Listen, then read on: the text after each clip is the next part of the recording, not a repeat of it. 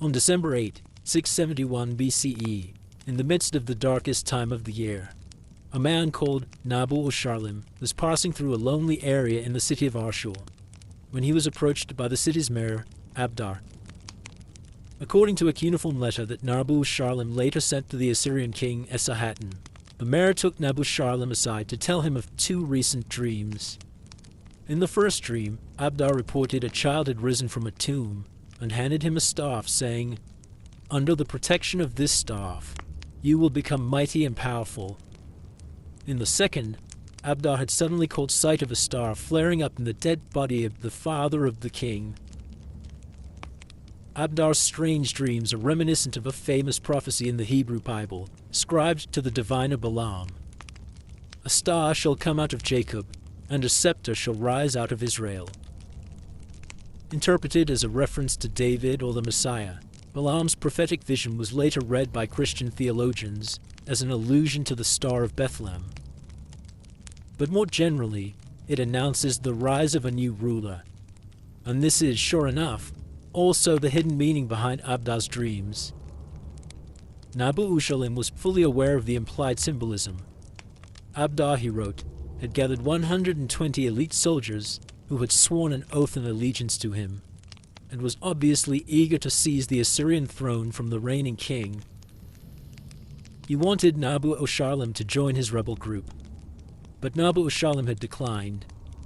Instead, he had warned Abdar that someone would pour lead into his blasphemous mouth, and then wrote to Esarhaddon to inform him of the mayor's secret machinations. Abdar's conspiracy was not the only coup initiated in 671. Simultaneously, insurgents in at least two other Assyrian cities were engaging in subversive activities against the king. This flurry of rebellions seems rather strange, for in the very same year that Abdar and his partners in crime were seeking to remove Esarhaddon from power, Assyrian troops had scored one of the greatest triumphs in the kingdom's long history, a successful invasion of Egypt, the richest and most sophisticated state within Assyria's orbit. Esarhaddon's reign often seems like a tale of two kings. It is marked by a strong contrast between striking military breakthroughs in faraway places on the one hand, and problems at home on the other. The monarch participated in an impressive number of victorious campaigns and pursued ambitious political projects.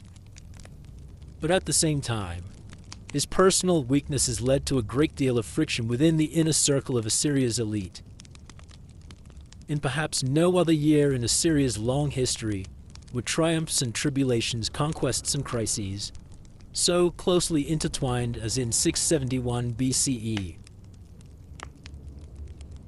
Esarhaddon's time as king had begun with great promise. Right after his victory over his faithless brothers in 680, he had initiated a series of ambitious military campaigns against various lands outside the Assyrian borders. The first of them was directed against Nabu-Tiglath-Pileser, a son of Assyria's much-hated archenemy Marduk-Aplu-iddin II, who had attacked the pro-Assyrian governor of Ur. As his father had done on more than one occasion, Nabu-Tiglath-Pileser fled to Elam, but rather than finding refuge there, he was executed by the Elamite king.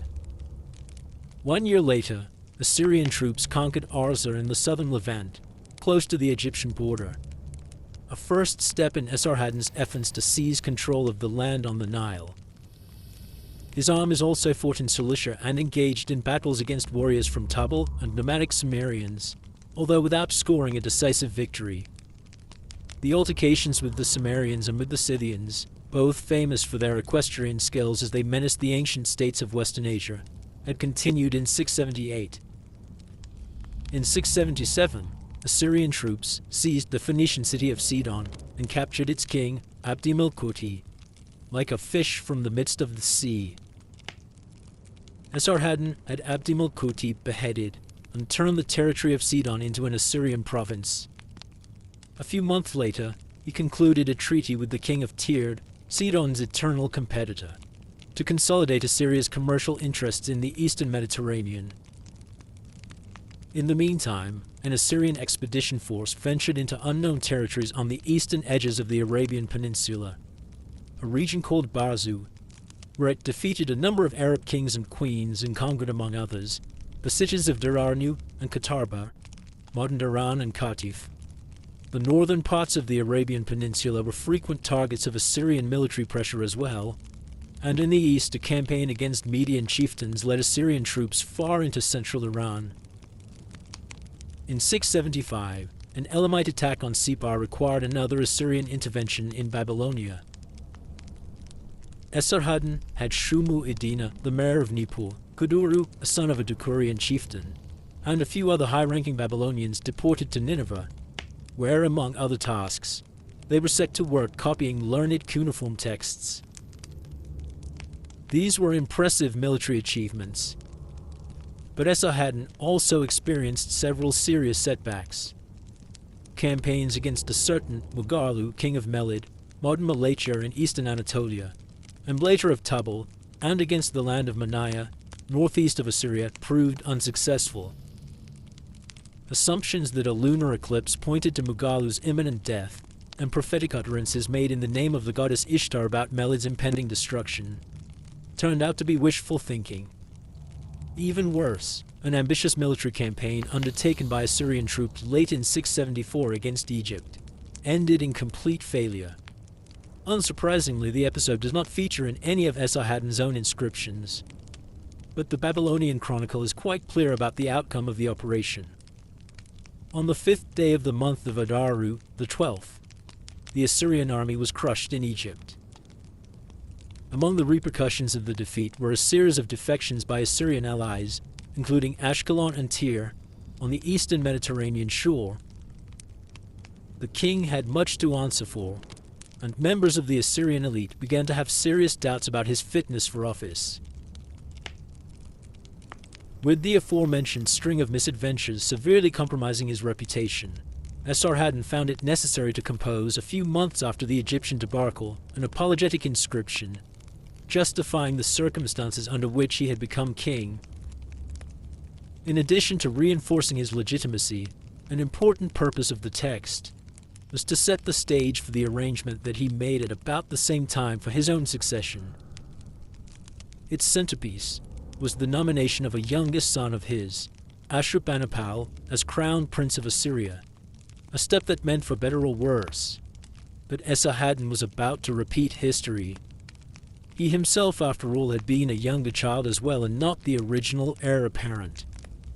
Shamash-Shumuukin, Ashurbanipal's older brother, did not end up entirely empty-handed. He was to become the next king of Babylon. But this was clearly a far less powerful position.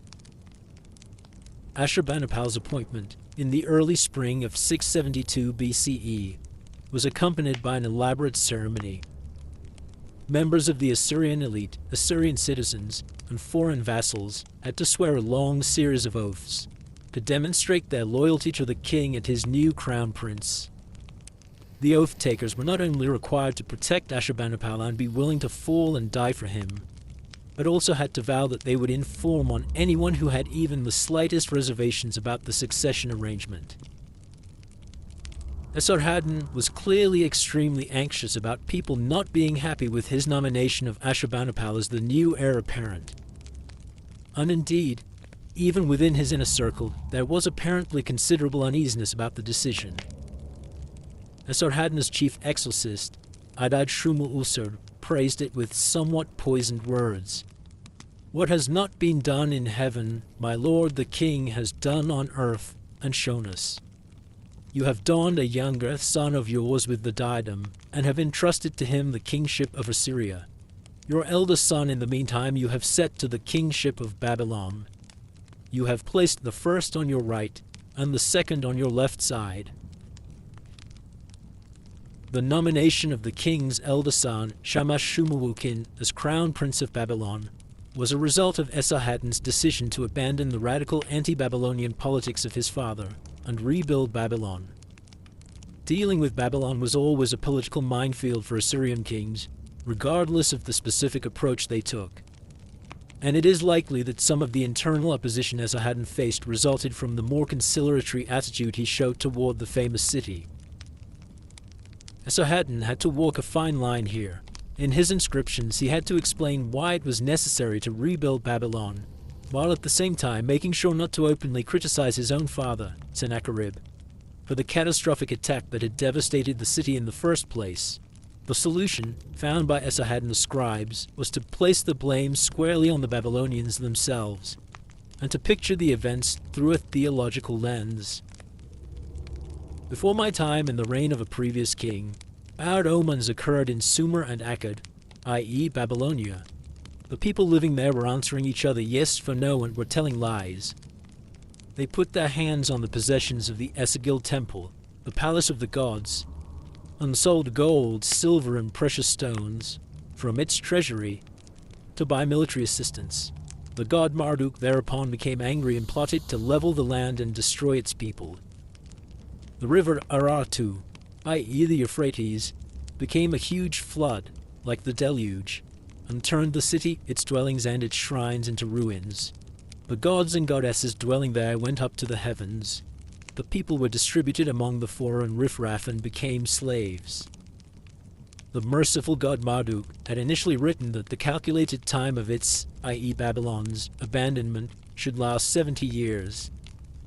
But his heart was soon soothed, and he reversed the numbers and thus ordered its reoccupation to take place after 11 years.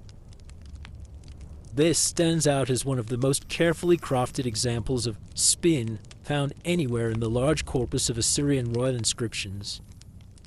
All Assyrian responsibility for Babylon's devastation had been struck from the record. Particularly elegant is the explanation of Marduk's change of mind at the end of the passage. In the numeral system of ancient Mesopotamia, which has 60 as its base, the number 70 is written with a vertical wedge representing 60, followed by a small diagonal wedge called a Winkelhaken representing 10. 11, in contrast, consists of a Winkelhaken followed by the same vertical wedge, now representing 1. By reversing the two elements, Marduk reduces the sentence originally given to Babylon by nearly 60 years, and thus provides Esarhaddon with the opportunity to rebuild the city much earlier than initially planned. In several inscriptions, Esarhaddon claims that he started the reconstruction process right at the beginning of his reign. In actual fact, serious work in the city seems not to have begun until a few years later, and it did not proceed without significant setbacks. Conditions in Babylon continued to be grim. According to a letter sent to Esarhaddon by Mar Isar, his personal agent in Babylonia, the people who were left in Babylon after Sennacherib's 689 attack on the city were poor wretches who had nothing. When asked to pay taxes to help equip chariots for the Assyrian army, they wailed and protested, which prompted Babylon's Assyrian commander to imprison some of them under the allegation that, incited by a local judge, they had thrown lumps of clay at his messengers. In spite of the turmoil, the temples of Babylon were rebuilt bit by bit. But it was only in 668, and thus after Esarhaddon's death, that a new statue of Marduk was set up in the Esagil temple. An earlier attempt in the spring of 669 to bring the statue from Arshot to Babylon had to be aborted when it became apparent that rebels or robbers might be lying in wait for it near the city of Dur-Kurigalzu. The situation in the south was complex. On the one hand, Esarhaddon had to face an old guard of Assyrian officials who thought his attempts to help Babylon get back on its feet were misplaced. On the other, he had to cope with popular protest by Babylonians who felt the opposite was true, that he was not doing enough to restore Babylon's former glory. Even a ruler physically and mentally stronger than Esarhaddon would have found it taxing to balance such contradictory demands. But in addition to everything else, Esarhaddon seems to have been of a sickly disposition. He was frequently ill, requiring constant ministrations by a variety of personal physicians and spiritual advisors. All too often, the king's body natural interfered with his ability to fulfill the requirements of his body politic. Frustrated that his health was not improving, Esarhaddon posed a question to his chief physician, Adnaniah. Why can you not diagnose the nature of this illness of mine and bring about its cure? Esarhaddon's symptoms, described in a series of letters, included fever, weakness, lack of appetite, stiffness, an infection of the eye, blisters, chills, and earache. Based on these indications and drawing on medical knowledge not yet available to Ur-Adnanaya, some modern scholars have suggested that the king suffered from lupus, an inflammatory disease caused by a compromised immune system. The theory seems plausible, though retrospective diagnosis is not without problems. Esarhaddon also showed signs of depression. His habit of refusing to eat anything for days on end prompted two of his personal astrologers, Balassi and Abu Ahe Ariba, in a letter from the spring of 670, to admonish him that he was behaving more like a beggar than a king. In another letter from about the same time, his chief exorcist, Adad Shumu Usur, complained that the monarch was staying in a dark room in his palace for far too long.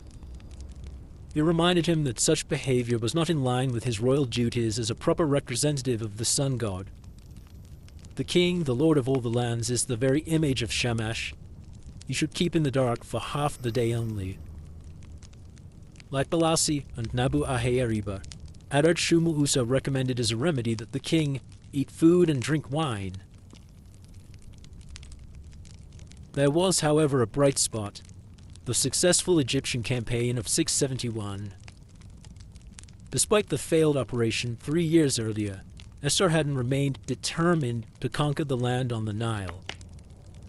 In the spring of 671, his army set out from Ashur for another attempt to do just that. In his inscriptions, Esarhaddon suggests that he participated in the whole campaign in person. In truth, he accompanied the troops only as far as Haran, where he stayed behind to pray to the moon god Sin, a deity closely associated with the Assyrian royal family since the days of Sargon II.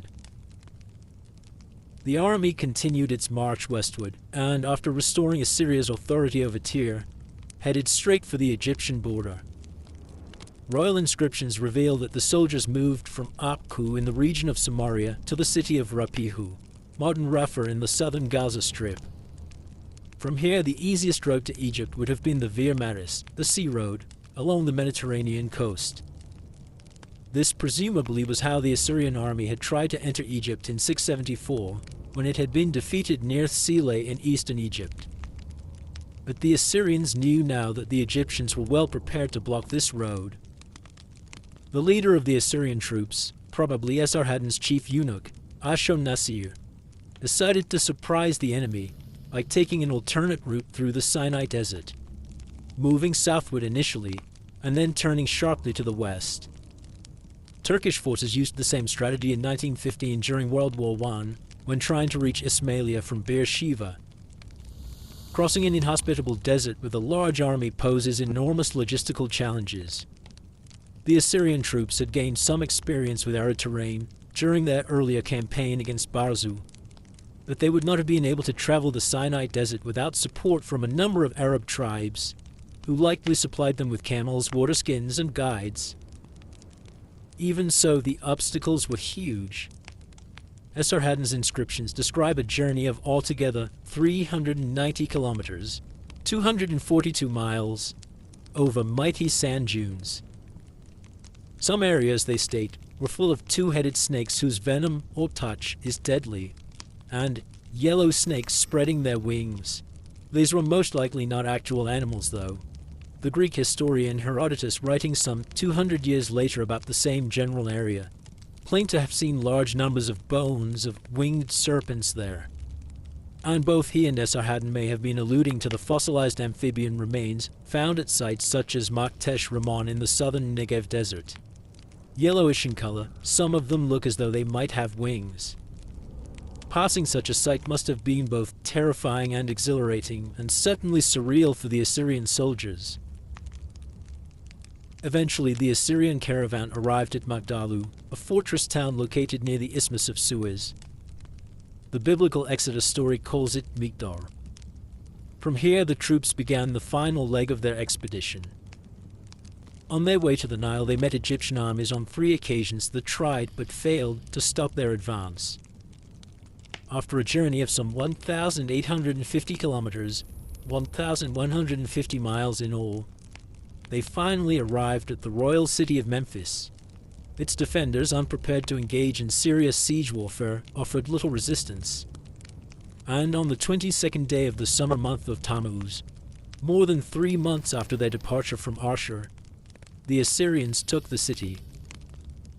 Pharaoh Taharka of Kushite ancestry managed to flee southward despite the arrow wounds he had suffered. But the Assyrians captured his chief wife, his crown prince, and some of his other children, plus many of his harem women, and brought them all to Nineveh. Esarhaddon presents the outcome of the Egyptian campaign of 671 as a liberation. According to one of his inscriptions, he had torn out the roots of Cush from Egypt. This claim was not entirely off the mark. At least for the time being, the Assyrians had indeed chased away the non-indigenous black pharaohs of Egypt's 25th dynasty, and they reorganized the country by putting power over Egypt's major cities back into the hands of members of the traditional Egyptian elites. Among others, they installed Necho, a local strongman, as the new governor or king of Memphis and Sais.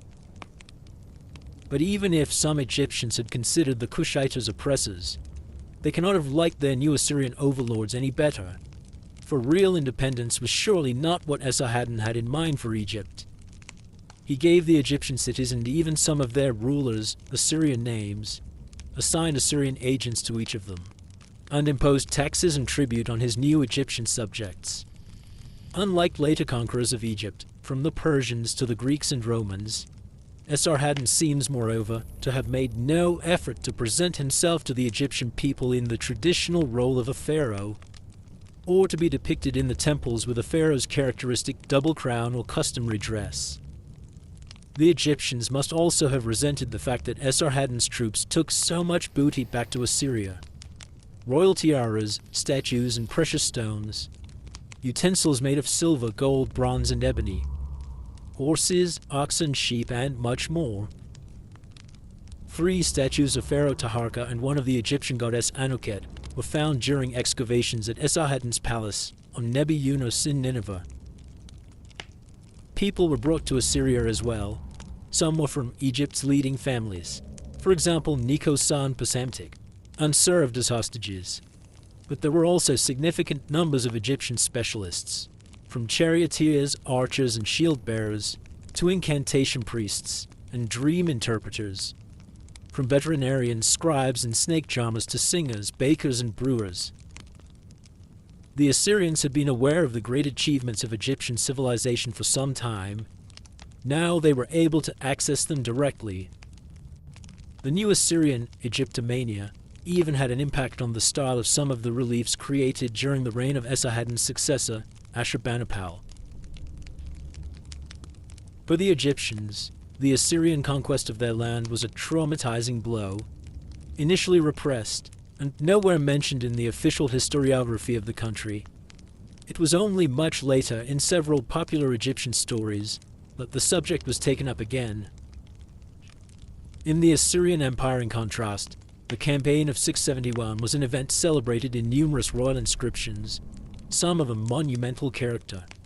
Stele from Zincherli, ancient Samal in Turkey's Gaziantep province, and Tel Amar, ancient Tilbasip on the Middle Euphrates, display Esarhaddon holding the captured Kushite crown prince and another prisoner on lead ropes. The conquest of Egypt allowed Esarhaddon to proudly claim a number of additional titles. He was now no longer only the king of Assyria, governor of Babylon, king of Sumer and Akkad, and king of Karduniash, i.e. Babylonia, but also the king of the kings of Lower Egypt, Pacharaisi, an Assyrian rendering of the Egyptian term for Upper Egypt, An-Kush, Nubia. But beyond the veneer of official proclamations of triumph, the king's uneasiness abided, and those around him shared it. While his troops were in the process of conquering the city of Memphis, and for quite some time thereafter, Esarhaddon sat in his palace and feared for his life. He was not only suffering from poor health, but also scared by bad omens. His trusted agent, Mar Isar, had informed him that a total lunar eclipse had occurred on the 14th day of the month of Tammuz, July 2, 671, and had advised him to perform the so-called substitute king ritual. Lunar eclipses, especially when the planet Jupiter was not visible, were believed to be signs that the king was about to die. The solution was to put someone else, usually a prisoner of war, a simpleton, or some other outsider without connections to the royal family, on the throne. to formally assume the role of king. He would be wined and dined and provided with a virgin who would serve as his queen. But after 100 days at the most, he would go to his fate, a euphemism hiding the fact that the substitute king was killed to absorb the evil that would otherwise have befallen the actual monarch. The latter, the real king, was symbolically addressed by his courtiers as the farmer during the period of the ritual, even though he would remain effectively in charge of the empire's political affairs. The substitute king enthroned in Assyria in the summer of 671 kept his position for a full 100 days before his liquidation in the month of Tashritu sealed his fate as a ritual scapegoat. All the while Esarhaddon had withdrawn from public life, keeping a low profile. Under these circumstances, many high-ranking members of Assyria's military, political and religious establishment must have found it difficult to give their king any credit for the successful campaign against Egypt that had just been completed. Indeed, there were increasing calls for his removal from power. As the year 671 progressed, several rebel groups, beholden to different leaders, began to conspire against Esarhaddon. Their activities were centered in 3 of Assyria's most important cities, Haran, Nineveh, and Ashur. Haran had been the place where earlier in the year Esarhaddon had prayed for an Assyrian victory over Egypt, and where the moon god Sin and his son Nusku had promised him that he would go forth and conquer all the lands. In a shocking reversal, the city now became the stage of a wide-ranging conspiracy against the king. Right at its outset, a divine utterance very different from the one previously made by Sin and Nusku provided the would-be insurgents with crucial theological support.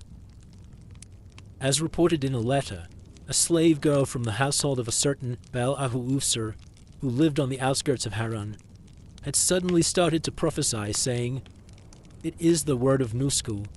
The kingship is for Sasi. I will destroy the name and seed of Sennacherib." The name and seed of Sennacherib clearly identifies Esarhaddon and his sons as the targets of the evolving coup. The letter writer, a certain Nabu-Retu-Usur, claimed that several individuals were involved in it, among them at least one eunuch, as well as the daughter of a deputy vizier who was important enough to have served as eponym in 676. Nabu-Retu-Usur was so concerned that in the letter he repeatedly implores the king to let these people die and quickly.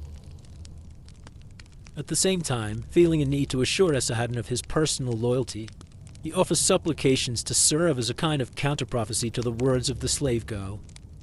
May the name and seed of Sasi, Baal-Ahu-Usur, and their accomplices perish, and may Beryl and Nabu establish the name and seed of the king my lord until far-off days. Nabu-Retu-Usur concludes his letter with a plea: rescue your life from the hands of the eunuchs. A eunuch was also a central character in another attempted coup carried out in 671, one that took place in Nineveh. Information about it comes from an extraordinary letter sent to Esarhaddon by a certain Kuduru, most likely the son of a ruler of Bit-Dakuri in southern Babylonia, who had been deported to Assyria by Assyrian troops in 675. Apparently Kuduru was not only a prince but also a scholar. While in captivity, he was forced to copy learned cuneiform texts. According to his letter, his learnedness was the very reason why he had become personally involved in the emerging plot. Kuduru writes that in the month of Arasumna VIII, an officer from the staff of the chief cupbearer had fetched him from his prison and had asked him, "Are you not an expert in scribal lore?" Kuduru was then brought to the temple of the Lord of Haran, an epithet of the moon god Sin in Nineveh, the very place where Sennacherib might have been murdered in 681. In an upper room of the temple, he encountered the chamberlain, the chief cupbearer, and the overseer of the city, all officials of extremely high rank. They tossed him a seat and drank wine with him until the sun set. Then they got to the point, reminding him that he was not only an accomplished scribe, but also an expert diviner. They ordered Kuduru to ask the god Shamash whether the chief eunuch will take over the kingship. If he was not in fact initiated from the very beginning, this was the moment when Kuduru must have realized what was actually going on. He had become implicated Involuntarily, he claims, in an act of high treason, whose aim was to depose Esarhaddon and replace him with the chief eunuch, probably the very Ashurnasir who had just returned victoriously from the Assyrian campaign against Egypt. As a rule, eunuchs were considered unfit to hold the highest office in ancient Assyria, but Ashurnasir's military accomplishments might have been deemed outstanding enough to make an exception. Kuduru claims he had no choice but to comply with the demand made by the traitors, to find out the will of the gods by means of divination.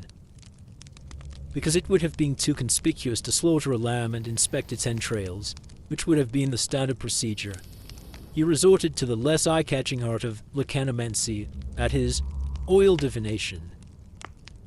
He washed himself in an upper room of the temple, donned fresh garments, and, having been supplied with 2 skins filled with oil, poured it along with some water into a bowl. The patterns created by the 2 liquids provided clues that allowed Kuduru to answer the question that had been posed to him. And he delivered a resounding yes. The sun god had indicated that the chief eunuch would indeed take over the kingship. The conspirators were happy to hear it. The next day they expressed their gratitude to Kuduru by offering to release him, send him back to his homeland, and make him king of Babylonia. By now, however, Kuduru had begun to realize that Esarhaddon might have gotten word of the whole affair. Terrified that the king might hear about it and kill me, he grabbed a stylus and some clay and wrote to Esarhaddon. He told him that he had been forced to participate in the plot, and that his divinatory pronouncements had been nothing but wind and air. Whether the king believed his proclamations of innocence and whether they were actually true remain unclear. Neither seems very likely, though. Kuduru may well have been a co-conspirator from early on, and he might have been punished accordingly. Yet another conspiracy against Esarhaddon took place in the fall of 671 in Assyria's ancient religious capital, Ashur. As mentioned, its instigator was a mayor of Ashur by the name of Abdar, who sought to become king himself, and justified his claim to the throne with messages conveyed to him in 2 dreams. Interestingly, the enigmatic Sasi, whom the slave girl from Haran had announced in her prophecy as the future king, also makes an appearance in the story of Abdar.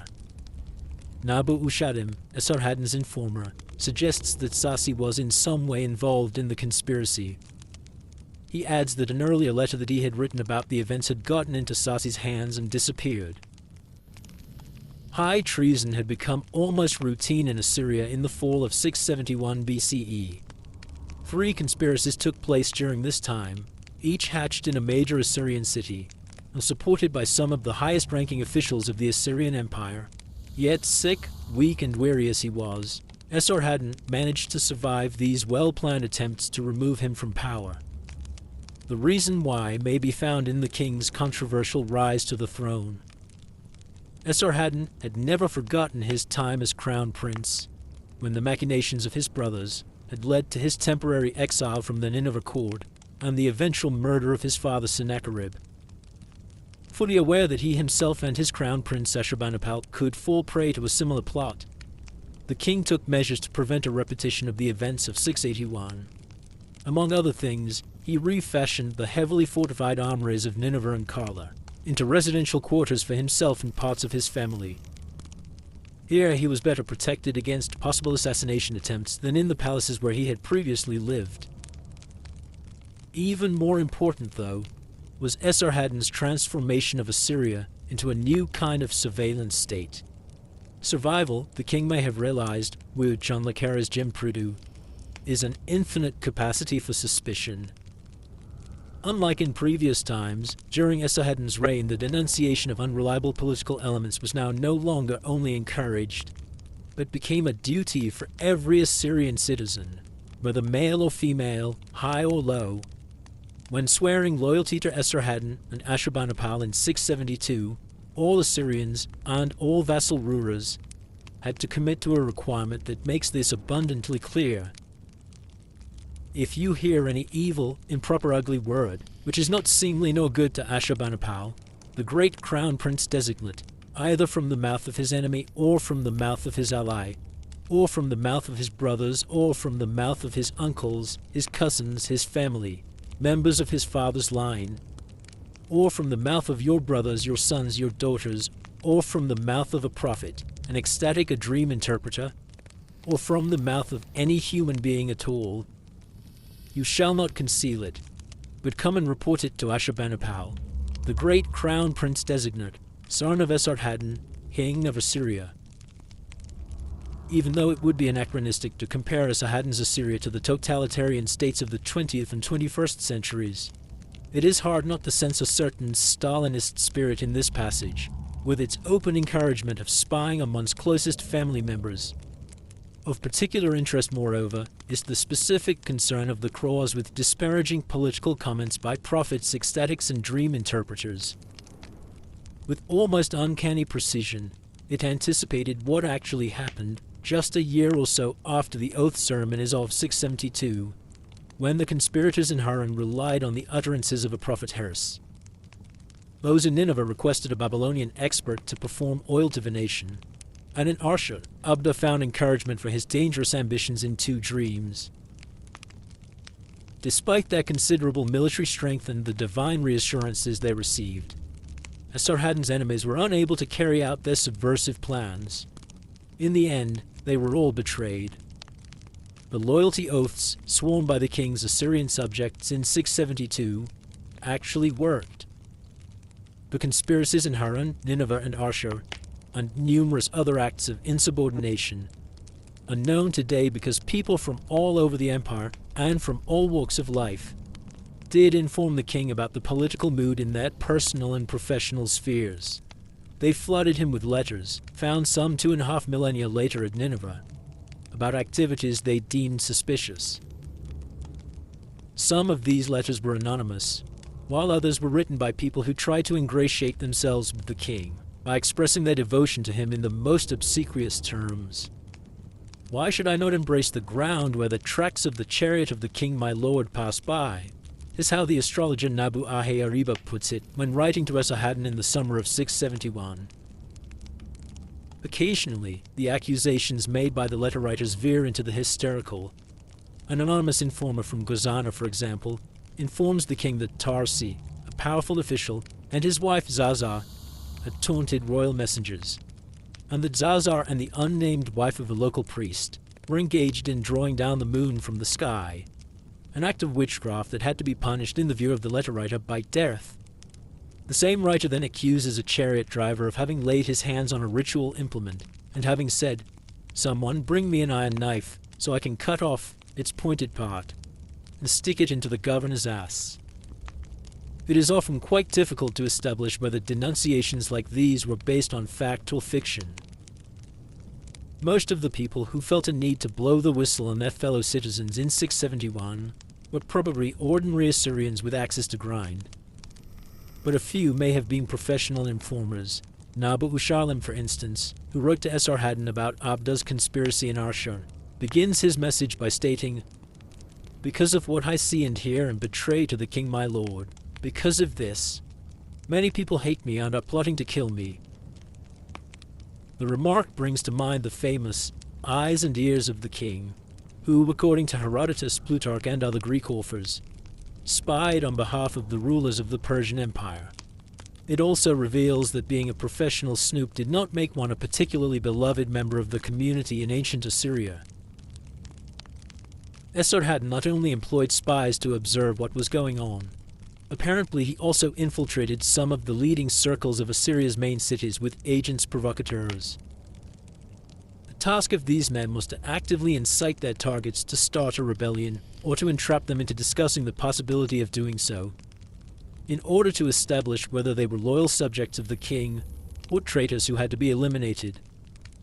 The most notable of these agents was, in all likelihood, none other than Sassi, the man who played such a prominent role in the conspiracies at Haran and Ashur, and also in a few other episodes of political turmoil. Sassi's role as a double agent is nowhere explicitly acknowledged, but given that he was probably still alive and well during Ashurnasirpal's early years, when he had close relations with the new king's chariot driver Ramani-Adad, it can hardly be doubted that Sassi had always been on the side of the Assyrian royal family. Otherwise, one must assume, he would have been killed for his involvement in the political crimes of which several letters to Esarhaddon accuse him. But that was the fate of many of the rebels and agitators who had participated in the various plots carried out against Esarhaddon in 671, and probably also of some people who were incriminated unjustly. As the Babylonian Chronicle reports in a short entry for the year 670, the king executed a large number of his nobles in Assyria. No other note of this type is found in the Chronicle, which makes it likely that the purge, presumably implemented by Esarhaddon early in the year, was of massive proportions. Numerous members of the Assyrian elite must have died violent deaths. The massacre consolidated Esarhaddon's position as king and Ashurbanipal's as crown prince. But one cannot but wonder if the loss of so many capable and experienced officers and administrators did not have an adverse effect on the long-term prospects of the Assyrian state. Esarhaddon, at any rate, only became more misanthropic over the course of these events. In the fall of 671, when the insurgencies in Haran, Nineveh, and Ashur were about to be quelled, he ordered that another substitute king ritual be initiated and retired again from public view. The execution a few months later of the nobles accused of high treason did not do much to improve his mood. As Esarhaddon's chief physician Ur-Adnaniah writes, while the criminals who plotted against the king's goodness had been caught up by this very goodness, their betrayal had made all other people hateful in the eyes of the king, as if a tanner had smeared them with fish oil. The years 671 and 670 had been full of drama and contradictions. Despite his spectacular military triumph, Esarhaddon had been faced with serious attempts to remove him from power, and he emerged from the events worn out and deeply distrustful. In the fall of 669, he nonetheless embarked on another campaign, which turned out to be his last. It was again directed against Egypt, where Assyrian rule had crumbled within barely a year. On the way to the Nile, Esarhaddon fell ill. He passed away on the 10th day of the month of Arasamnu, November 1. His body was brought back to Ashur, where the king, after a sumptuous state funeral, found the final rest he might have secretly hoped for quite some time. Esarhaddon's son and successor Ashurbanipal tried very hard to be a very different type of king. Eager never to show his father's weakness, he strove for perfection. Yet, as it would turn out, Assyria's new ruler was a troubled man as well. Ashurbanipal would propel the quality of Assyrian literature and art to unprecedented heights. But his idiosyncratic political style contributed to an accelerating crisis that would eventually lead to the empire's fall. 12. Scholar, sadist, hunter, king. Most of the Assyrian rulers of the 8th and 7th centuries BCE were shrewd politicians and military men interested in conquest and massive building projects. Esarhaddon's son and successor, Ashurbanipal, who ruled from 669 to 631, clearly wanted to excel in these areas too. In a unique autobiographical text, composed early in his reign, the last great king of the Assyrian Empire describes his upbringing and his education in a variety of martial and political arts. I cantered on thoroughbreds, rode stallions that were raring to go. I made arrows fly as befits a warrior. I threw quivering lances as if they were javelins. I took the reins of a chariot like a charioteer and made the rims of its wheels spin. At the same time, I was learning proper lordly behavior, becoming familiar with the ways of kingship. I stood before the king who engendered me, giving orders to officials. No governor was appointed without me, no prefect installed without my consent. But having learned how to be tough and amass power was not enough for Ashurbanipal. In addition, he claims he had received the training of a true scholar and literary man. I learned the craft of the sage Adapa, the secret lore of all of the scribal arts. I have become well read in the signs of heaven and earth, and can discuss them in an assembly of scholars. I can argue with expert diviners about the chapter, if the liver is a mirror of heaven.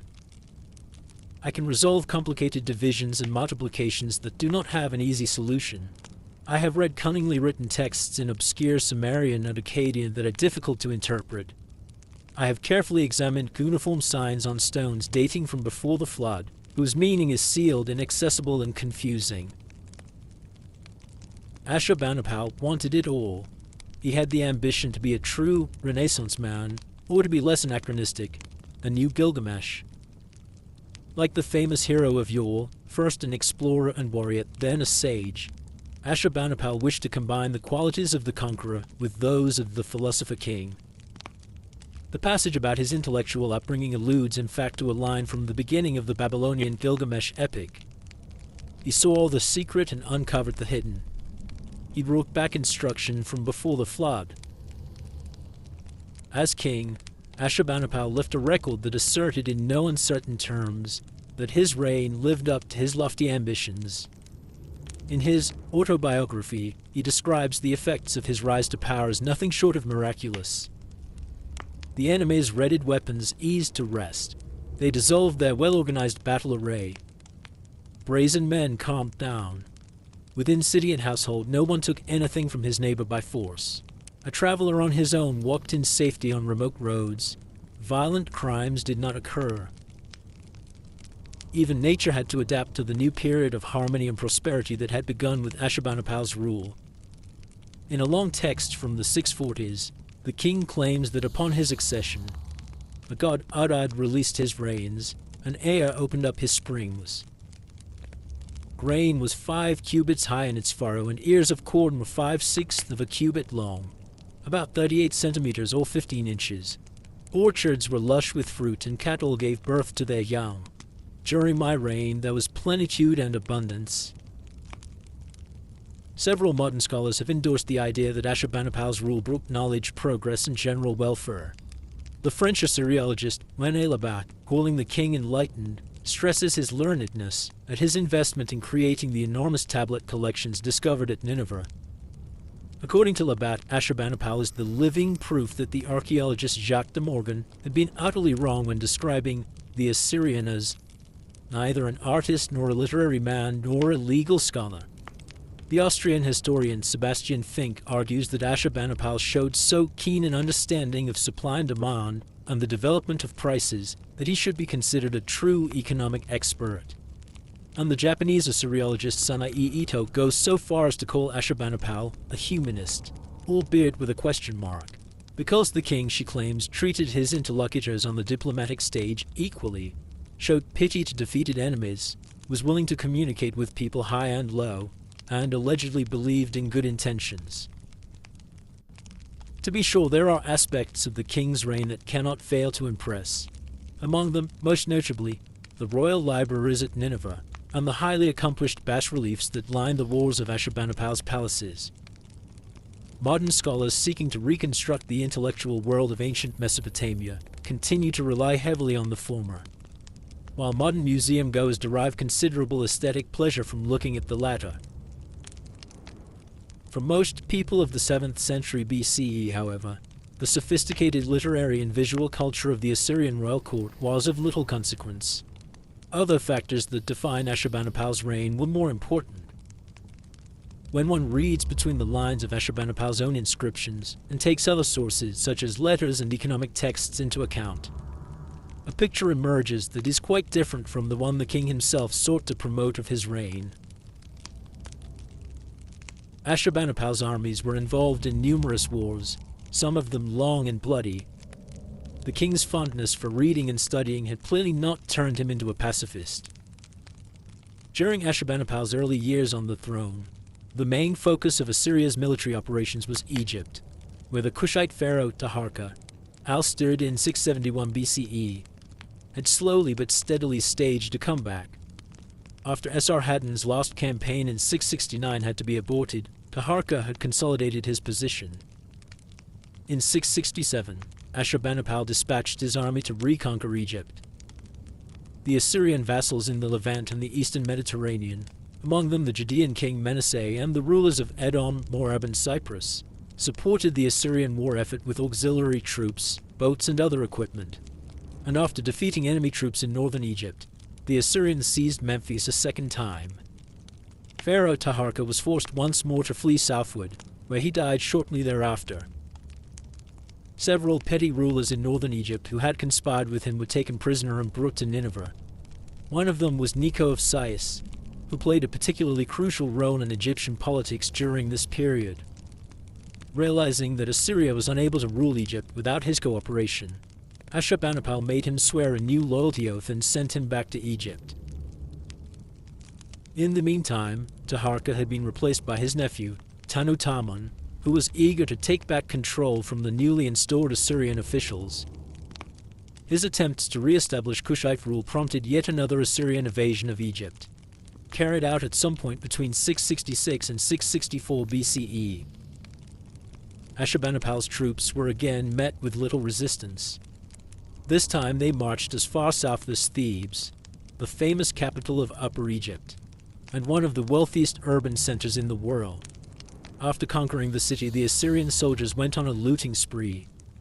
In anticipation of later Roman practices, they took as their greatest prize 2 tall obelisks cast with shiny Zaharlu metal, whose weight was 2,500 talents, 72 metric tons or 80 US tons, and which stood at a temple gate. But Ashurbanipal's efforts to secure control over Egypt on a permanent basis proved futile. The campaign against Tanutamon was the last time the Assyrians intervened in Egypt with a large military force. In the aftermath of the campaign, Ashurbanipal appointed Necho's son Psamtik I as the new ruler of Memphis and Sais. But shortly after his installation, Psamtik rose against the Assyrian garrison, defeated several internal rivals, and reunited Egypt as the founder of the new 26th dynasty. He ruled for more than 50 years, stationed mercenaries from Greece and Caria in southwestern Anatolia, in northern Egypt to secure his borders, and at one point allegedly tried to find out what mankind's original language was. By the time he finally died in 610 BCE, the Assyrian Empire had been relegated to the dustbin of history. Psamtik's rise had been facilitated by military aid provided by Gyges of Lydia, another former Assyrian ally who had gone rogue. Gyges ruled considerable portions of Western Asia Minor and was not only a figure of history but also of memory. He was later summoned up by Plato as the owner of a ring that granted him the power to become invisible, and some scholars associate him with the Bible's apocalyptic Gog. Early in Ashurbanipal's reign, Gyges had caused great excitement at the Assyrian court with a mounted messenger whom he had dispatched there. Initially, no one had been able to grasp what the messenger was saying, but somehow, a break in the text hides by what means exactly, communication with him was established, and Ashurbanipal learned some happy news. Gyges had seen the god Arshod in a dream, and this had prompted him to solicit Ashurbanipal's friendship and Assyrian aid against the Sumerians, who kept putting military pressure on the kingdoms of Anatolia and the Levant. It was another hopeful beginning, and another political episode that would end in bitter disappointment for Ashurbanipal. Perhaps disenchanted by lack of support from his new friend in the east, Gyges did not stay an ally for long.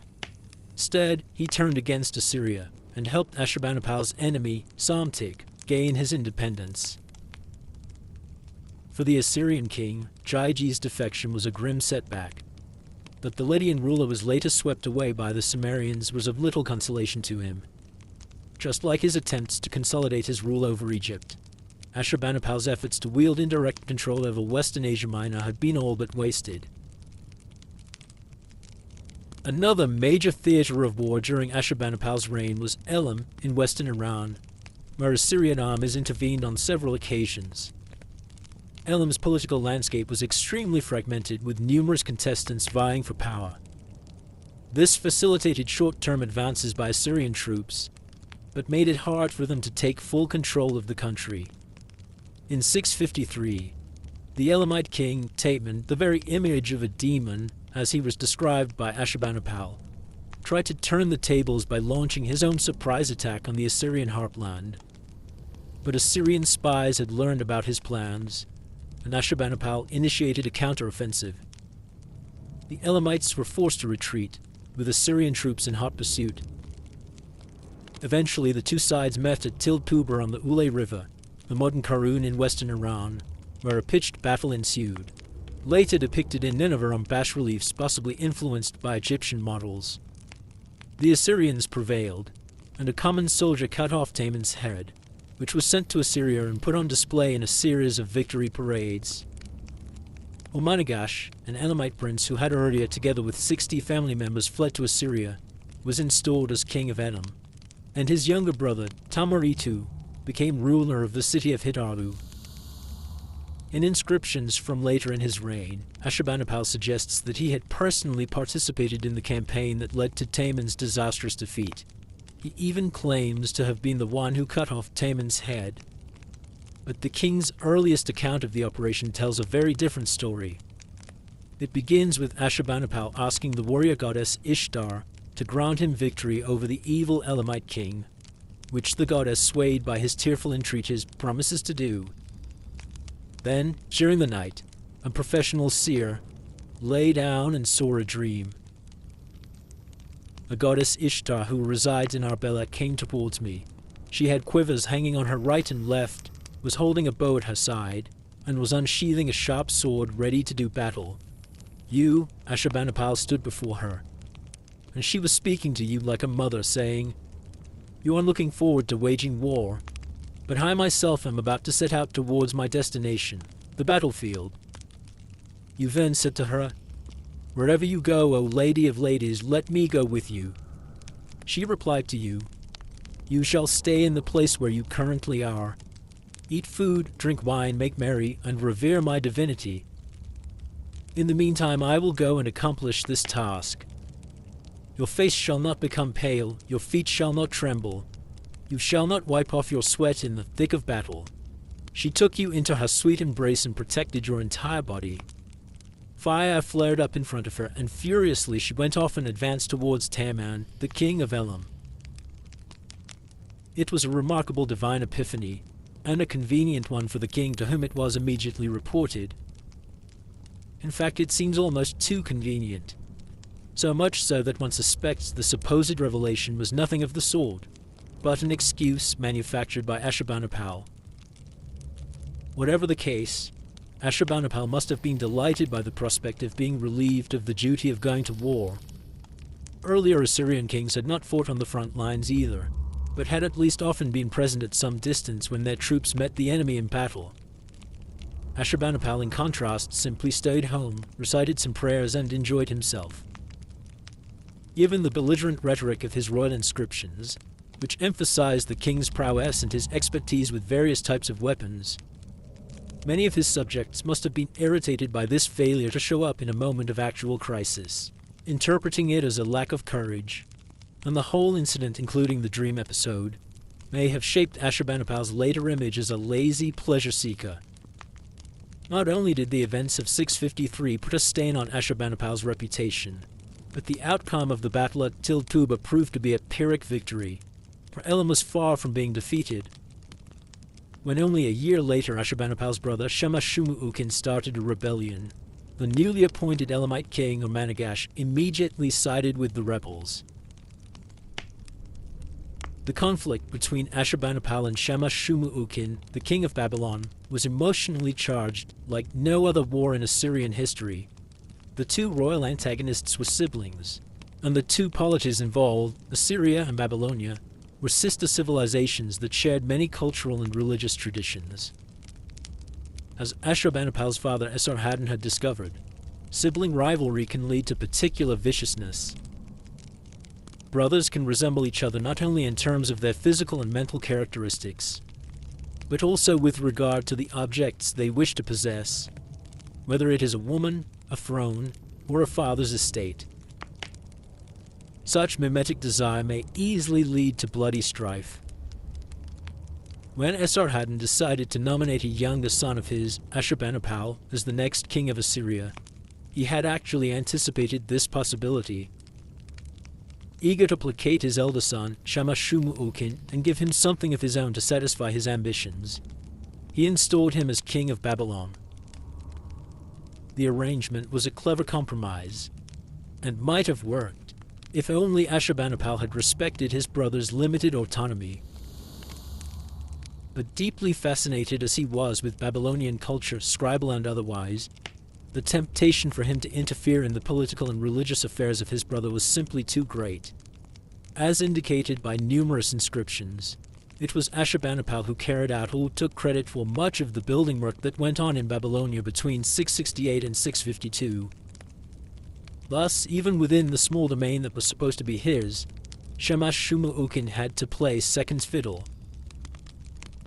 Officially, the two kings were on good terms during the first 15 years of Shamash-shuma-ukin's reign. They addressed each other endearingly as favorite brother.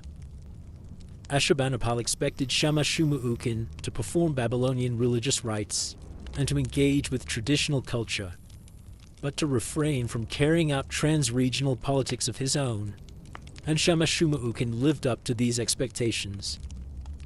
He played the part allotted to him, to serve as a kind of Babylonian pope, quite faithfully. He composed learned, albeit grammatically flawed, inscriptions in the ancient Sumerian language, and promoted the cult of Marduk and other Babylonian gods. Except for Ishtar of Nineveh, whose temple in Babylon he patronized, Shamash-shuma-ukin abstained from engaging with Assyrian deities, most notably Ashur.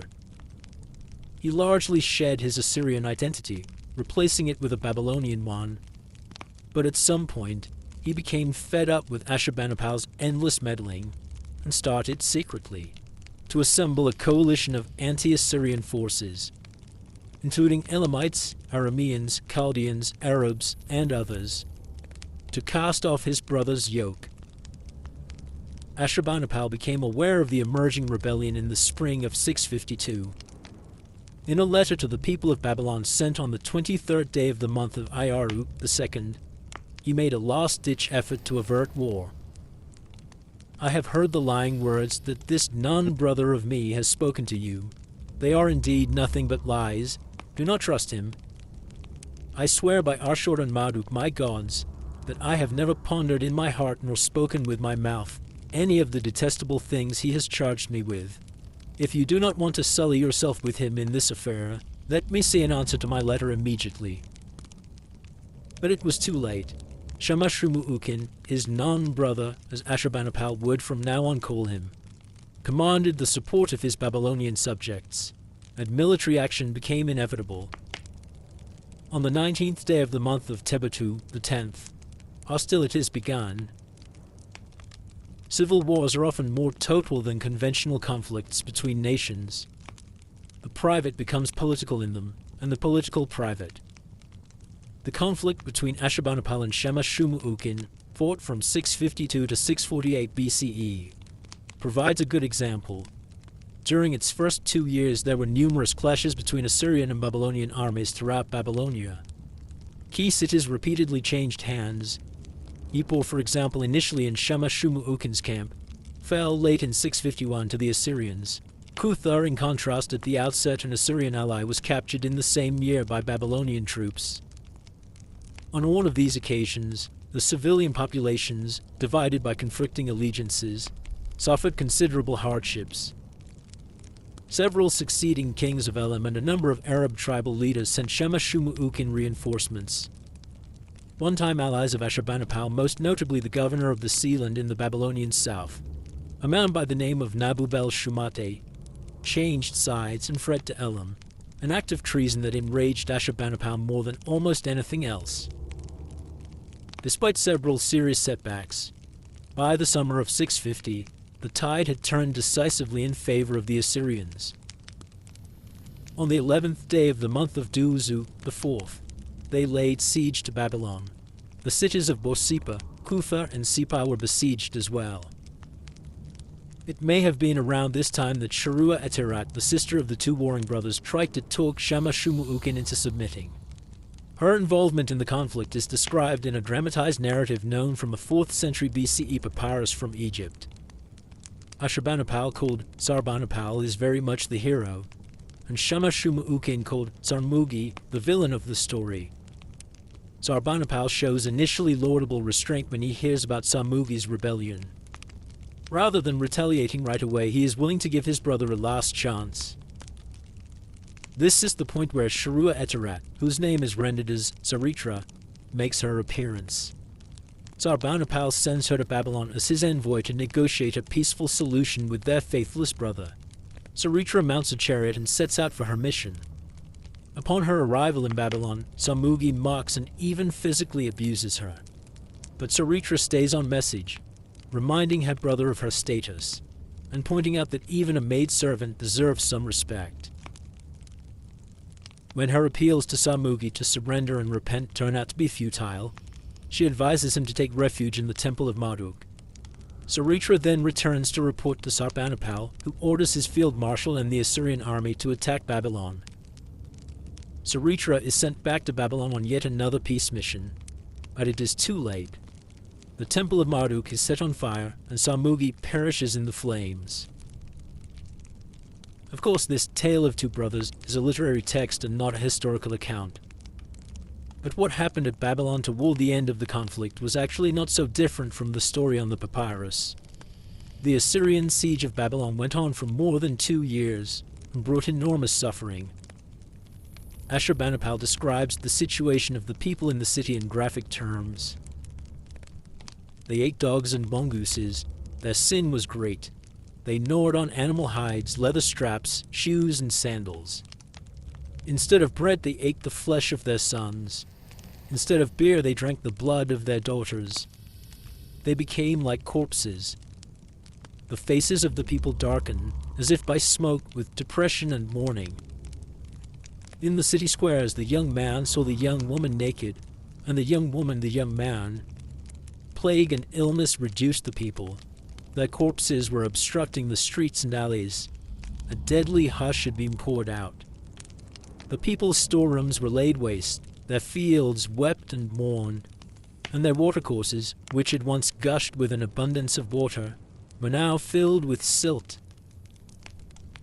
What is outlined here with gleeful triumph is a depressing picture of humanitarian catastrophe and social breakdown, eerily similar to total wars of more recent date. In the end, all the sacrifices of the Babylonian people were in vain. In mid-648, Babylon fell to the Assyrian troops. In line with the story of Saritra's unsuccessful intervention, Shamash-shum-ukin perished in the flames of his palace, either by accident, by suicide, or by murder. Ashurbanipal replaced his brother with a new puppet king by the name of Kandalanu, who left no inscriptions, and had so little occasion to distinguish himself that some modern historians have suggested, most likely erroneously, that he was nothing but a metal standard representing Ashurbanipal. For the next 20 years, Babylonia remained calm.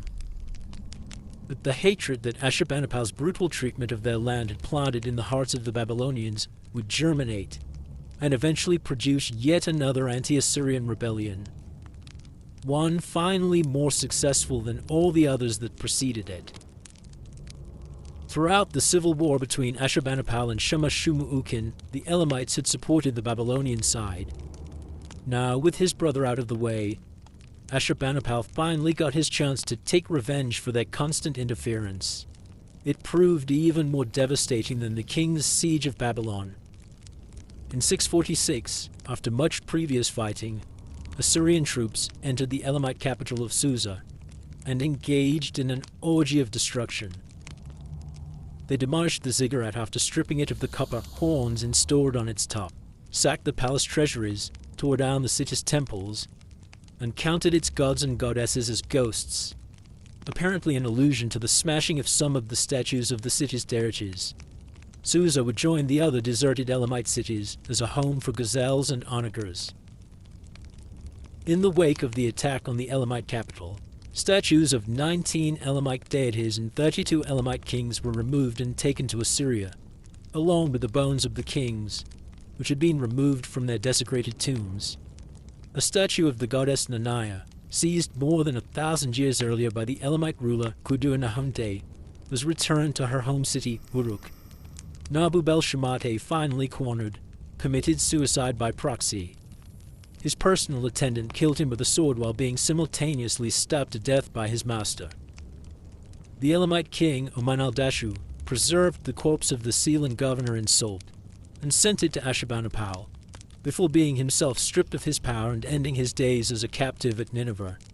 where he had to serve the Assyrian king food and, during religious festivals, pull his chariot like a horse. By 645, Ashurbanipal could claim that his troops had defeated two particularly dangerous enemies, Babylonia and Elam. But these victories would prove a very mixed blessing. Babylonia was biding its time, getting ready for a new war, and the destruction of Elam had broken up a state that had kept another power in check, one that was ready to rise against the Assyrian Empire, the Medes. During the late 640s, Assyrian troops fought against various Arab tribes, but without gaining any lasting control over them. In some of the latest inscriptions known from his reign, dating to 639 or 638, Ashurbanipal reports that the rulers of faraway countries such as Persia, Dilmun, modern Bahrain, and Kardai, modern Oman, had sent messengers with precious gifts to the Assyrian court, diplomatic encounters that were largely symbolic in nature. Then, for Ashurbanipal's last 8 years in power, the sources fall completely silent. Of course, it cannot be ruled out that this is due to the accidents of discovery, but it seems more likely that the absence of royal inscriptions from Ashurbanipal's final years is the result of a growing political and economic crisis gripping the empire. Ashurbanipal's attempts to present himself as an ardent warrior and a successful statesman were in many ways at odds with a far less impressive reality, and it can reasonably be asked whether the king's self-image as a fearless hunter was just as compromised. Hunting was an activity that Mesopotamian rulers and members of the elite had pursued for millennia, a blood sport that prepared its participants for the fight against dangerous human enemies while also echoing it. Ashurbanipal left extensive written accounts of the hunting expeditions in which he allegedly participated, and his artists depicted him in pursuit of wild animals on numerous bas-reliefs lining the walls of his newly built North Palace at Nineveh. These images are among the most accomplished works of art known from the ancient Near East. They are especially notable for the naturalistic rendering of the majestic beasts hunted down by the king, many of them in their death throes. While Ashurbanipal probably never slew anyone with his own hands in the midst of battle, it is virtually certain that he hunted down hundreds of wild animals in the course of his life. The game Ashurbanipal preyed on included wild asses, deer, and gazelles, but his most formidable kills were the lions that then roamed the Mesopotamian steppes, woods, and reed thickets.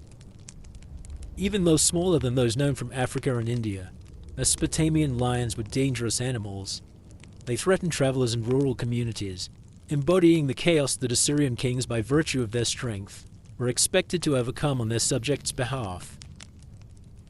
The Assyrian royal seal, in use from the mid-9th century onward and impressed countless times on clay bullion clay tablets, featured the king standing in front of a rampant lion and stabbing it with his sword. It is unlikely that any Assyrian king fought with lions in the highly risky fashion depicted on the royal seal, but Ashurbanipal was committed to conveying the message that he, in his unprecedented prowess, actually accomplished such feats. Several of his bas-reliefs show the king putting upright lions to death while standing face to face with them. Others depict him on horseback, killing one lion approaching from ahead with a spear, while another attacks his spare horse from behind. On one relief, Ashurbanipal even grabs a rampant lion by its tail before clubbing it to death with a mace. Many such scenes were probably highly embellished representations of lion hunts undertaken by the king somewhere in the countryside. But Ashurbanipal was not satisfied with hunting expeditions that took place far away from the urban world of Nineveh. He wished to reenact the image of the Assyrian royal seal before a large audience of admiring spectators. To help him realize this ambition, royal servants created a confined space within the city limits where he would be able to hunt lions in public. Reminiscent of a Roman arena, the space was protected during lion hunts by 2 solid rows of soldiers armed with long spears and bows, and in addition guarded on the inside by a number of large dogs. The area was consecrated to the goddess Ishtar, on whose behalf the king would pour libations of wine over the slain lions once the hunt was over. A relief cycle from Room C of Ashurbanipal's North Palace illustrates how the lion hunt in the Nineveh arena was actually carried out. First, a child or a small adult released the lions from a cage. The king then killed them one by one, shooting his arrows from the royal chariot while racing around the arena. Citizens watched this spectacle from a nearby hill, while men carrying waterskins sold them drinks. One relief shows a royal monument atop a hill with an image of the king hunting a lion from his chariot, an early example of what art historians call mise en abîme, a playful technique of placing a copy of an image within itself. It is likely that this monument really existed, and that it was inscribed with a text known from a fragmentary clay tablet found at Nineveh. In the text, Ashurnasirpal claims that no later than 40 minutes after daybreak, with a single team harnessed to my royal vehicle, I had already quelled the tumult of 18 lions. A statement that corresponds perfectly with the 18 lions depicted in various states of agony on the relief cycle from Room C. Why this emphasis on 18, a number otherwise not considered particularly meaningful in ancient Mesopotamia? Perhaps it had something to do with the fact that during Ashurnasirpal's reign, the city of Nineveh had 18 gates. As Ashurnasirpal noted in his inscriptions, lions had multiplied throughout the empire and were blocking the roads. By killing 18 lions in the Nineveh arena, it has been suggested, Ashurnasirpal symbolically secured each exit from the capital city, every gate and road leading out of it being secured by the killing of one lion. Read this way, the whole scene can be regarded as an emblematic display of the king's triumph over the forces of chaos. Ashurnasirpal's royal hunts once again highlight the complexity of the king's personality. On the one hand, Ashurnasirpal was evidently eager to help his people get rid of a dangerous nuisance, an ever-growing number of lions roaming the land. But at the same time, he could not resist turning his hunting activities, allegedly pursued for altruistic reasons, into a gigantic show, a circus-like performance to be watched by admiring crowds. One suspects, moreover, that the personal risk the king took when he went hunting was actually much smaller than his texts and images suggest. The lions released into the Nineveh arena were probably well-fed and perhaps even sedated when they were unleashed to face the merciless weapons of the Assyrian king. Presumably, Ashurnasirpal's lion hunts were no more dangerous than the rather pathetic hunting expeditions undertaken between the 1960s and 1989 by Romania's bloodthirsty dictator Nicolae Ceausescu. This self-proclaimed greatest hunter of all time, who won dozens of hunting trophies, killed over the years some 400 bears in the Carpathian Mountains, on one occasion no fewer than 24 in a single day. But he was only able to do this because the pitiable animals were lured to feeding troughs set up next to his high seat, or pushed there by dozens of beaters in organized drives. Those witnessing the dictator's hunting exploits considered them ridiculous rather than heroic, a sentiment that some of Ashurnasirpal's hunting companions may secretly have harbored as well. The Assyrian economic sphere reveals a similarly pronounced discrepancy between Ashurnasirpal's claims and the reality of his reign. As outlined earlier, the king proudly declared in his inscriptions that his rule brought plenitude and abundance to his people. The corn, he maintained, grew high, and the amounts of booty brought home by Assyrian armies were so large that on some occasions, periods of short-term inflation ensued. After one of the king's Arab campaigns, the female tavern keeper for a serving, the beer brewer for a jug of beer, and the gardener for his bag of vegetables were all receiving camels and slaves. At the same time, and somewhat at odds with this statement, Ashurnasirpal boasted that during his reign, prices for staple goods were exceedingly low, drawing on an age-old tradition of Mesopotamian kings guaranteeing ideal prices. Ashurnasirpal writes that, throughout my entire land, an account of abundant trade, one could purchase for 1 shekel, 8.5 grams or 0.3 ounces, of silver, 10 donkey loads, 1,000 liters or about 1,060 quarts of grain. 1 donkey load, 100 liters or 106 quarts of wine. 2 seers, 20 liters or 21 quarts of oil. And 1 talent, 30 kilograms or 66 pounds of wool. A flattering literary letter to Ashurnasirpal from one of his own sons mentions advantageous prices as well. Although it is not easy to assess the actual state of the Assyrian economy during Ashurnasirpal's reign, it is plainly evident that the king's ideal prices had little to do with the real ones, and that there were not only good years but also some very bad ones.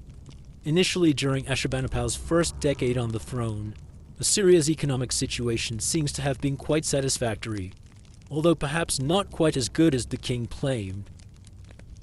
Economic documents show that the prices for grain and slaves were by and large stable. Over the course of the 650s, however, signs of a crisis begin to appear. In a letter to Ashurbanipal from the beginning of the third month of the year 657, Akalanu, one of the king's personal astrologers, mentions the rains that were so scanty this year that no harvest was reaped. Even though Akalanu, true to form, interprets this lack of precipitation and the concomitant crop failure as a good omen pertaining to the life and vigor of the king, it is quite clear that it was actually a matter of grave concern to everyone in the empire who was not entirely deluded. During the last dozen years of Ashurbanipal's reign, things seem to have gotten even worse.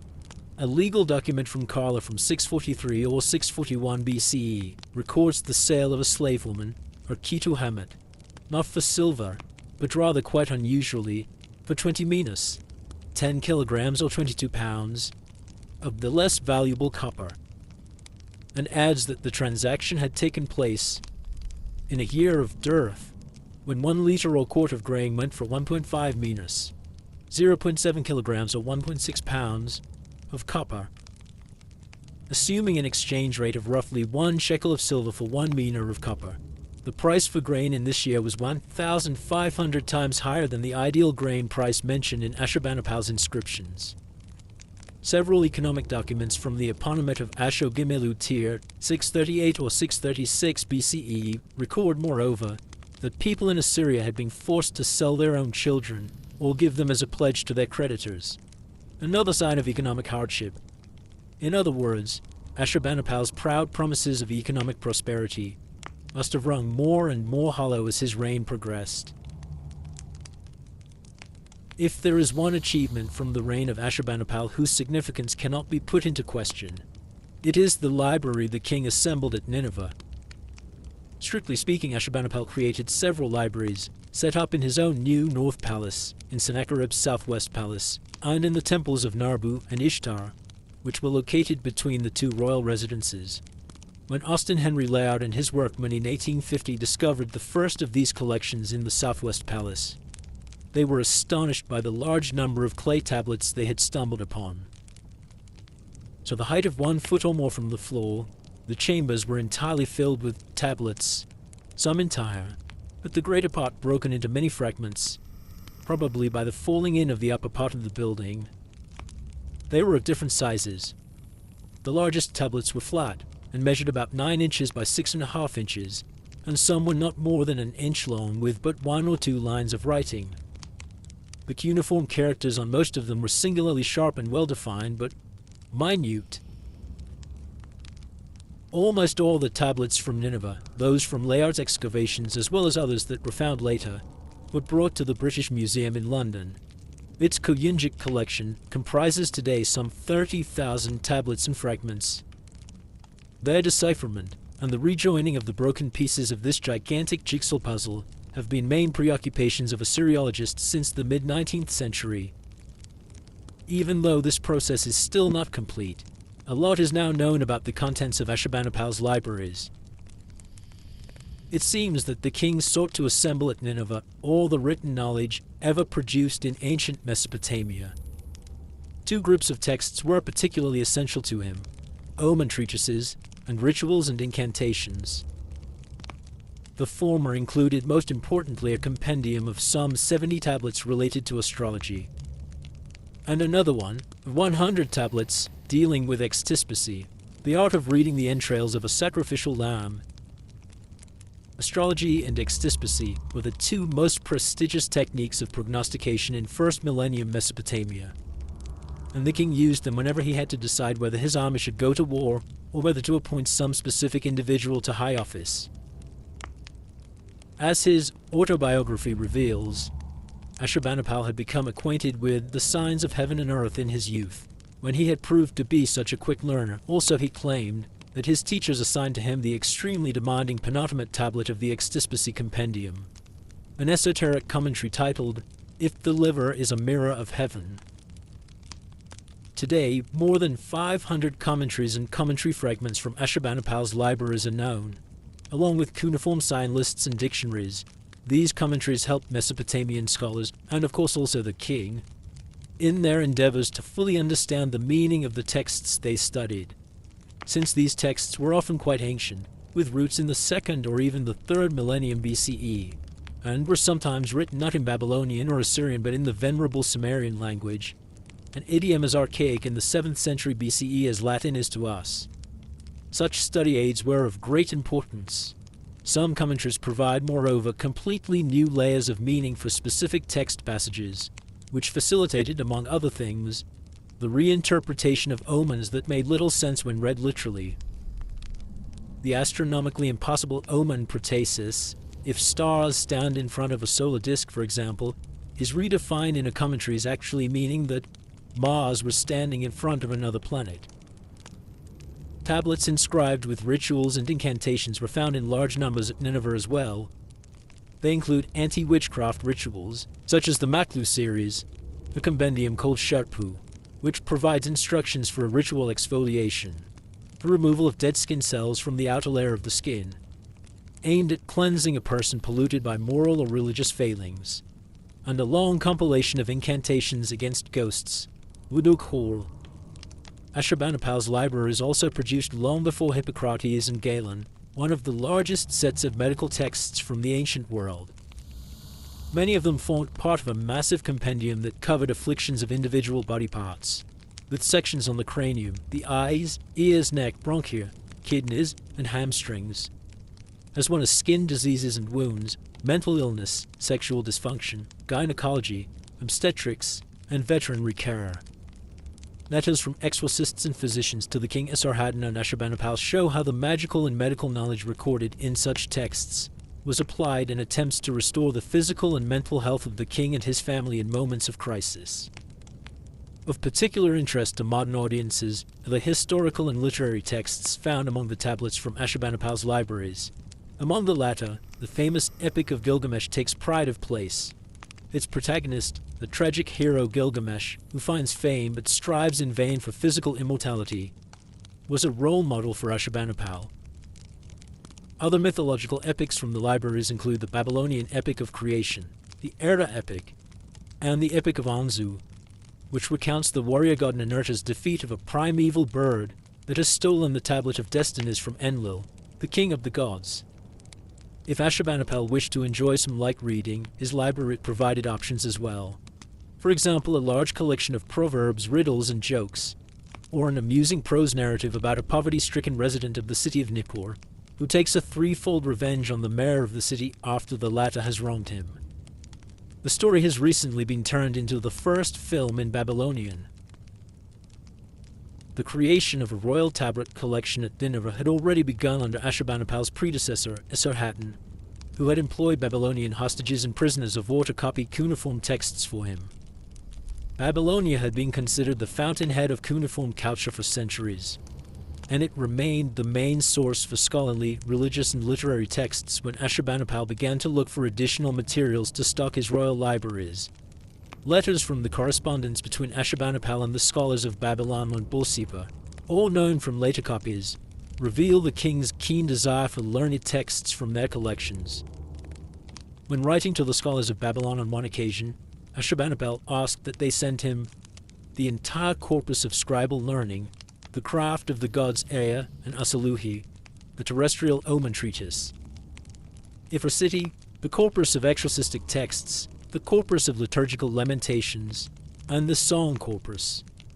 The texts the king requested were to be taken from the possession of the great Lord Marduk, my lord, that is, the library of Marduk's Essigil temple in Babylon. The Babylonian scholars were shrewd enough, however, to provide the king with newly made copies, rather than sending him their irreplaceable originals. Since the Babylonian script in which the tablets from Babylon and other southern cities were written was less readily legible than the more regular Assyrian script, Ashurbanipal's staff copied many of them on beautifully shaped new tablets, written in a particularly neat Assyrian style, and ruled into regular columns with a string.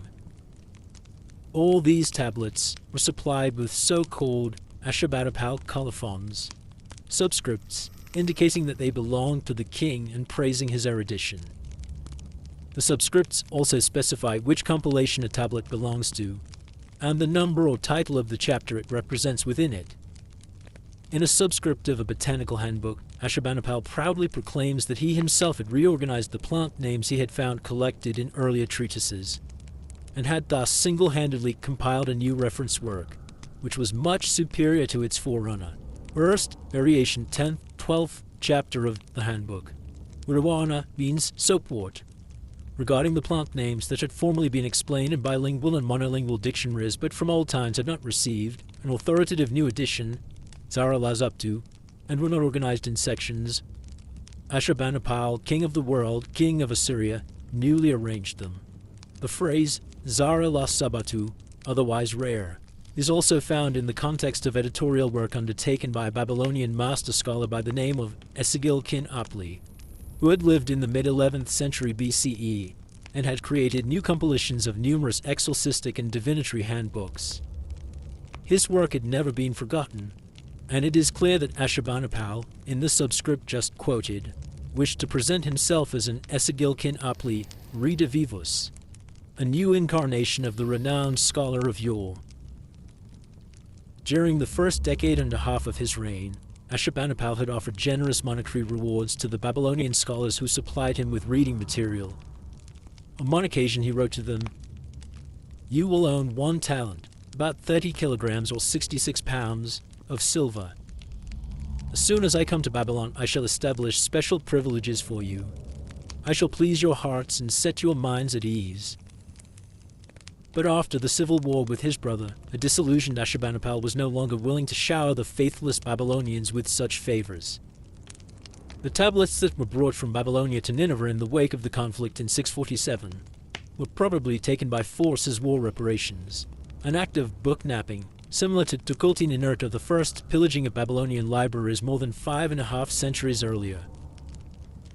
Many of the tablets came from the libraries of private individuals, for example an exorcist from Nippur by the name of Arabu, who had to provide 185 tablets, among them liturgical lamentations and dream omens. As Assyrian library records show, Assyrian officials requisitioned not only clay tablets, but also numerous writing boards, wooden tablets covered with a layer of wax that were occasionally combined to form books of 2 or more hinged leaves. Writing boards played a significant role in Mesopotamian administration and scholarship, as they later did in the classical world. A few specimens have been recovered at Ashurnasirpal, but none at Nineveh. Ashurnasirpal collected not only tablets, but also scholars. Causing significant brain drain, he recruited in Babylonia numerous diviners, priests, exorcists, and physicians, to advise him on matters of religion, health, and sometimes also politics. Like his father, Esarhaddon, he received, moreover, hundreds of letters from astrologers spread all over Assyria and Babylonia. Their task was to inform the king on a regular basis on celestial observations they had made, from lunar eclipses to the appearance and disappearance of specific planets and stars. By sponsoring the systematic study of such phenomena, Ashurnasirpal may have contributed to a paradigmatic shift toward a new mathematically informed science of astronomical prediction that would defy Mesopotamian scholarship until the very end of cuneiform culture.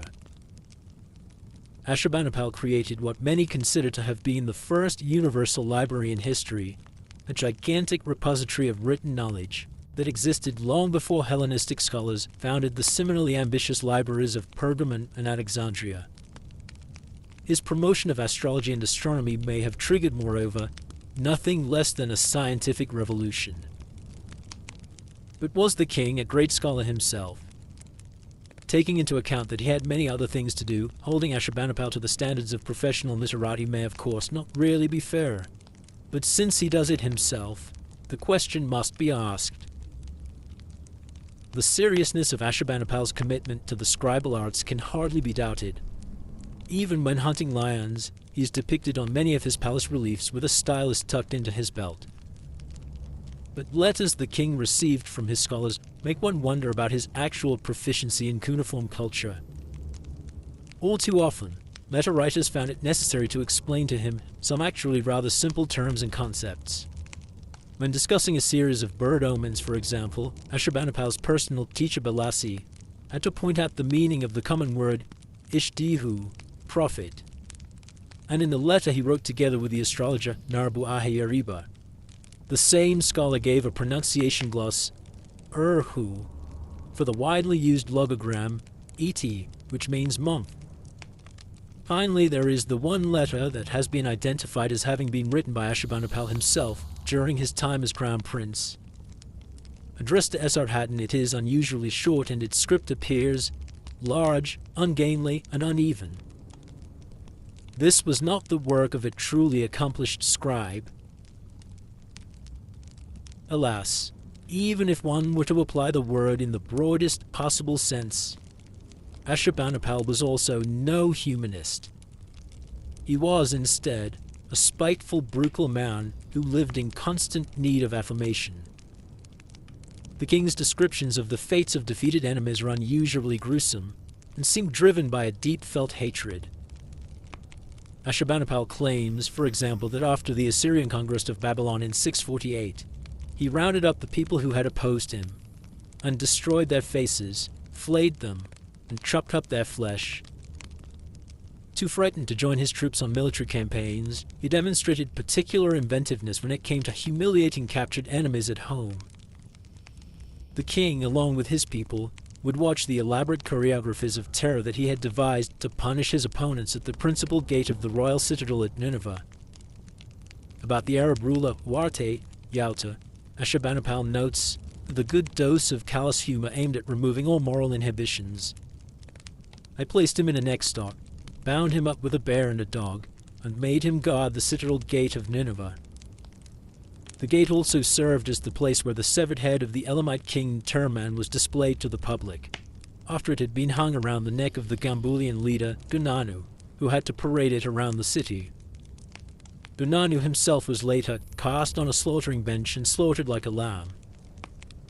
And it was at the citadel gate that the two sons of Nabu-Shumu-Eresh, governor of Nipu, who had sided with the Elamites, were forced to grind the bones of their father. Some of these episodes are not only known from Ashurbanipal's texts, but were also depicted in all their bloody horror on his palace reliefs. Ashurbanipal's inscriptions also recount, often in graphic detail, how royal clients and foreign rulers cringed and crawled at his feet to demonstrate their submission. Proskinesis, the act of prostrating oneself in a solemn gesture of respect, was a widespread practice in the ancient Near East, and nothing Ashurbanipal had invented. But no other Assyrian king uses equally humiliating language to describe it. Fugitive Elamite Prince Tamaritu, for example, is said to have come to Nineveh to kiss the feet of my royal majesty and sweep the ground with his beard, and in a short text meant to accompany a palace relief, Ashurbanipal talks about a delegation of Elamite notables that came to me with massive gifts and licked the doorsill with their tongues. These are not the recollections of a humanist, but the ruminations of a sadist. Ashurbanipal is one of those historical characters who seem both fascinating and deeply flawed. The literary and artistic culture he promoted was highly sophisticated. The lion hunt reliefs in his North Palace are strikingly beautiful, and some of his inscriptions can be considered poetic masterpieces. But at the same time, the king showed a disquieting tendency to indulge in vicious acts of cruelty. The most renowned relief from Ashurbanipal's reign, a banquet scene that shows the king drinking wine with his queen, illustrates his two sides well. At first glance, the viewer seems to gaze at an idyll, a peaceful rendezvous between the king and his wife in a beautiful garden, with musicians playing their instruments and birds flying through the sky and nesting on trees. But things are not quite as harmless and harmonious as they appear, for upon closer inspection, one can see something else in one of those treetops. The severed head of a defeated enemy, possibly Tereman. The scene is reminiscent of the snow dream in Thomas Mann's novel The Magic Mountain, in which the protagonist finds himself in the beginning in a paradise-like coastal landscape with beautiful people. before he is lured into a nearby temple with archaic columns where two disheveled, half-naked old women tear apart and eat a young boy. The 20th century German Jewish philosopher Walter Benjamin's famous adage that there is no document of civilization that is not at the same time a document of barbarism comes to mind as well. Ashurnasirpal was an extremely ambitious ruler, but one with a tendency towards self-delusion. Earlier Assyrian kings had declared as well that they were strong, powerful, and, like the famous antediluvian sage Adapa, full of wisdom. But realizing that such claims apply to their body politic, while their body natural remained that of an imperfect mortal man, they refrained from putting their protestations of personal greatness to a series of public tests. Ashurnasirpal did just that.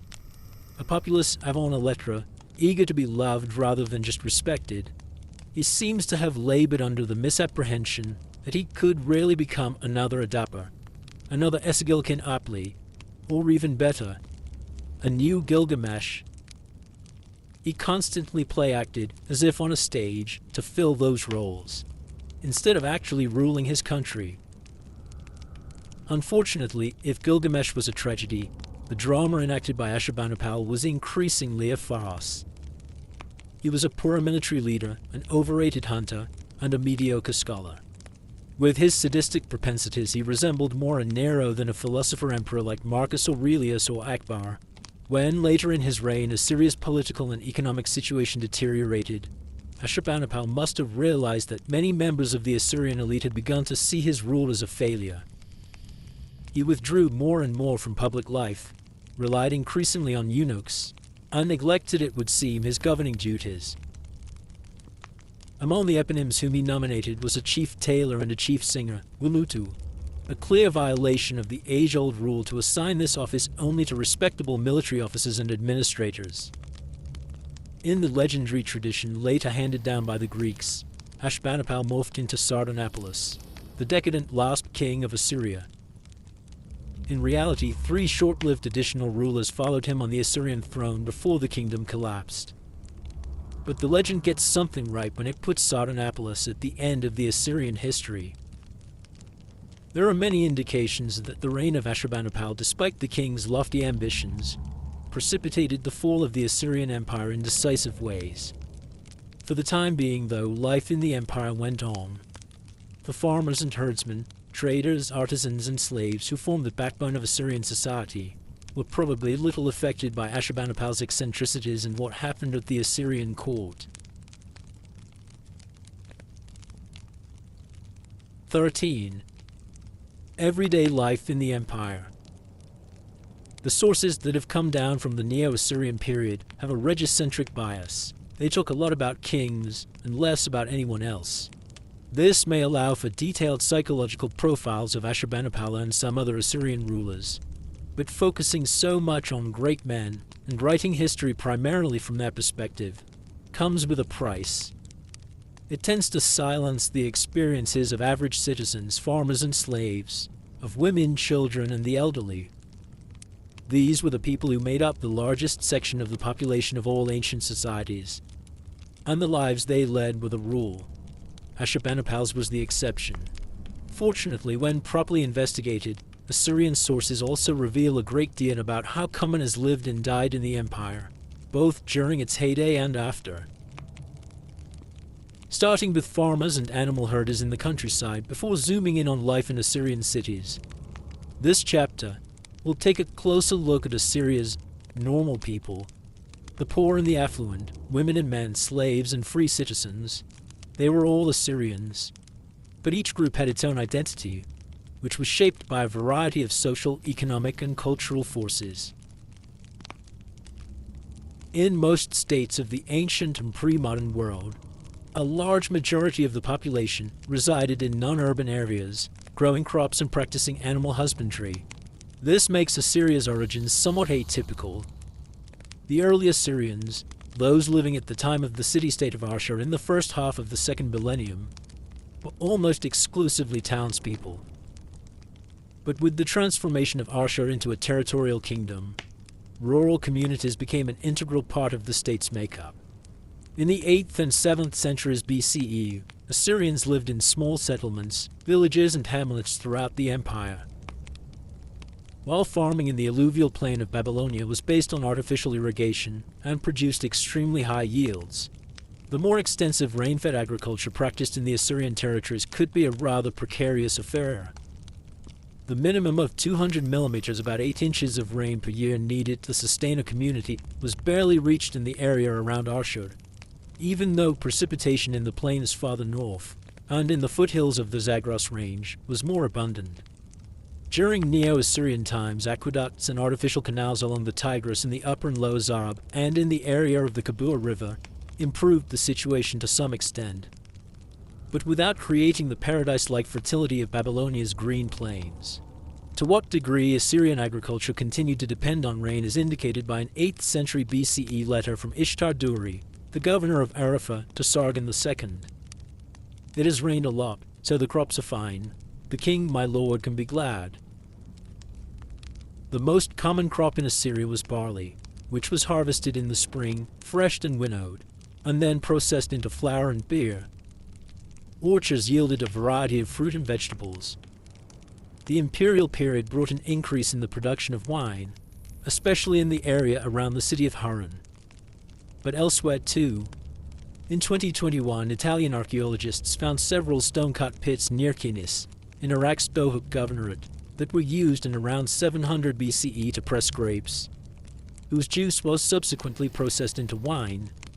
Date palms, in contrast, were not cultivated in Assyria on a large scale. While ubiquitous in southern Iraq, where they allow a second harvest in the fall, they are unsuited to survive the occasional night frosts of the regions farther north. Several Assyrian kings reported, however, that they brought other plants and trees from foreign lands and planted them in palace gardens and on agrarian estates in Assyria. Sennacherib imported trees that bear wool, that is, cotton, from some unnamed place, presumably India, but seems to have ultimately failed in his attempt to establish a viable cotton industry. Large swaths of agricultural land in Assyria were owned by the king, who assigned them to temples, military officers and soldiers, high-ranking administrators, and deportees. While crown land could normally not be sold without royal permission, there were other rural estates that were not subjected to such restrictions. Unless they were exempt, landowners had to pay taxes on corn and straw to the state. The actual work in the annual agricultural cycle, from plowing and seeding to harvesting, was normally performed by semi-free or unfree farmers. They tended to reside with their small families and a number of pigs, cows, oxen, and goats near the fields they tended. We know very little about their daily lives, but it is clear that they had their own traditions and religious customs, which included specific rituals to keep away field pests such as locusts, grasshoppers, insect larvae, and weevils. Collected in a cuneiform handbook called Zubura Dabida, that is, to paralyze the locust tooth. The rituals included food offerings and libations of wine to Ninurta, patron god of agriculture and war, during dark winter nights. To secure his support in the upcoming barley harvest, the god was addressed on such occasions with an incantation. Accept it, O Ninurta, foremost one of the echoed temple. Eat the tasty food, drink the sweet drink. Show goodwill towards this plot of farmland and expel them, the great dogs of Ninkilim, that is, Lord Rodent, the supernatural leader of vermin, locusts and devourer pest, whose mouth saw the deluge. Of course, people also took practical measures against field pests.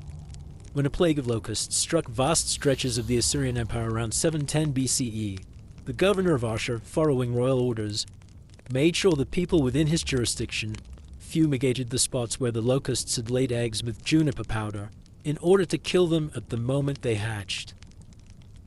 Farther out in the steppe, where no crops could be grown, shepherds tended their sheep and goats, which provided the Assyrian kingdom with milk, meat, wool, and leather.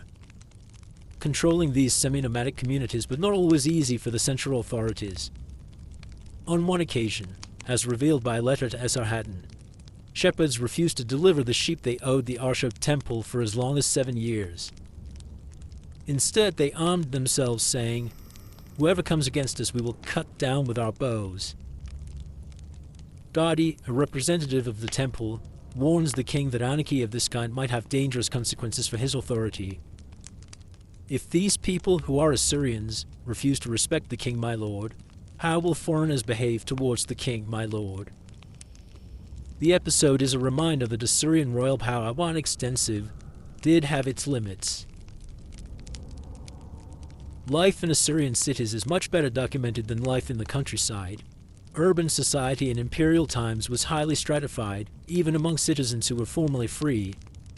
House sizes in Arsha varied only moderately, usually between 50 and 150 square meters, 538 to 1,615 square feet, thus accommodating only relatively small households.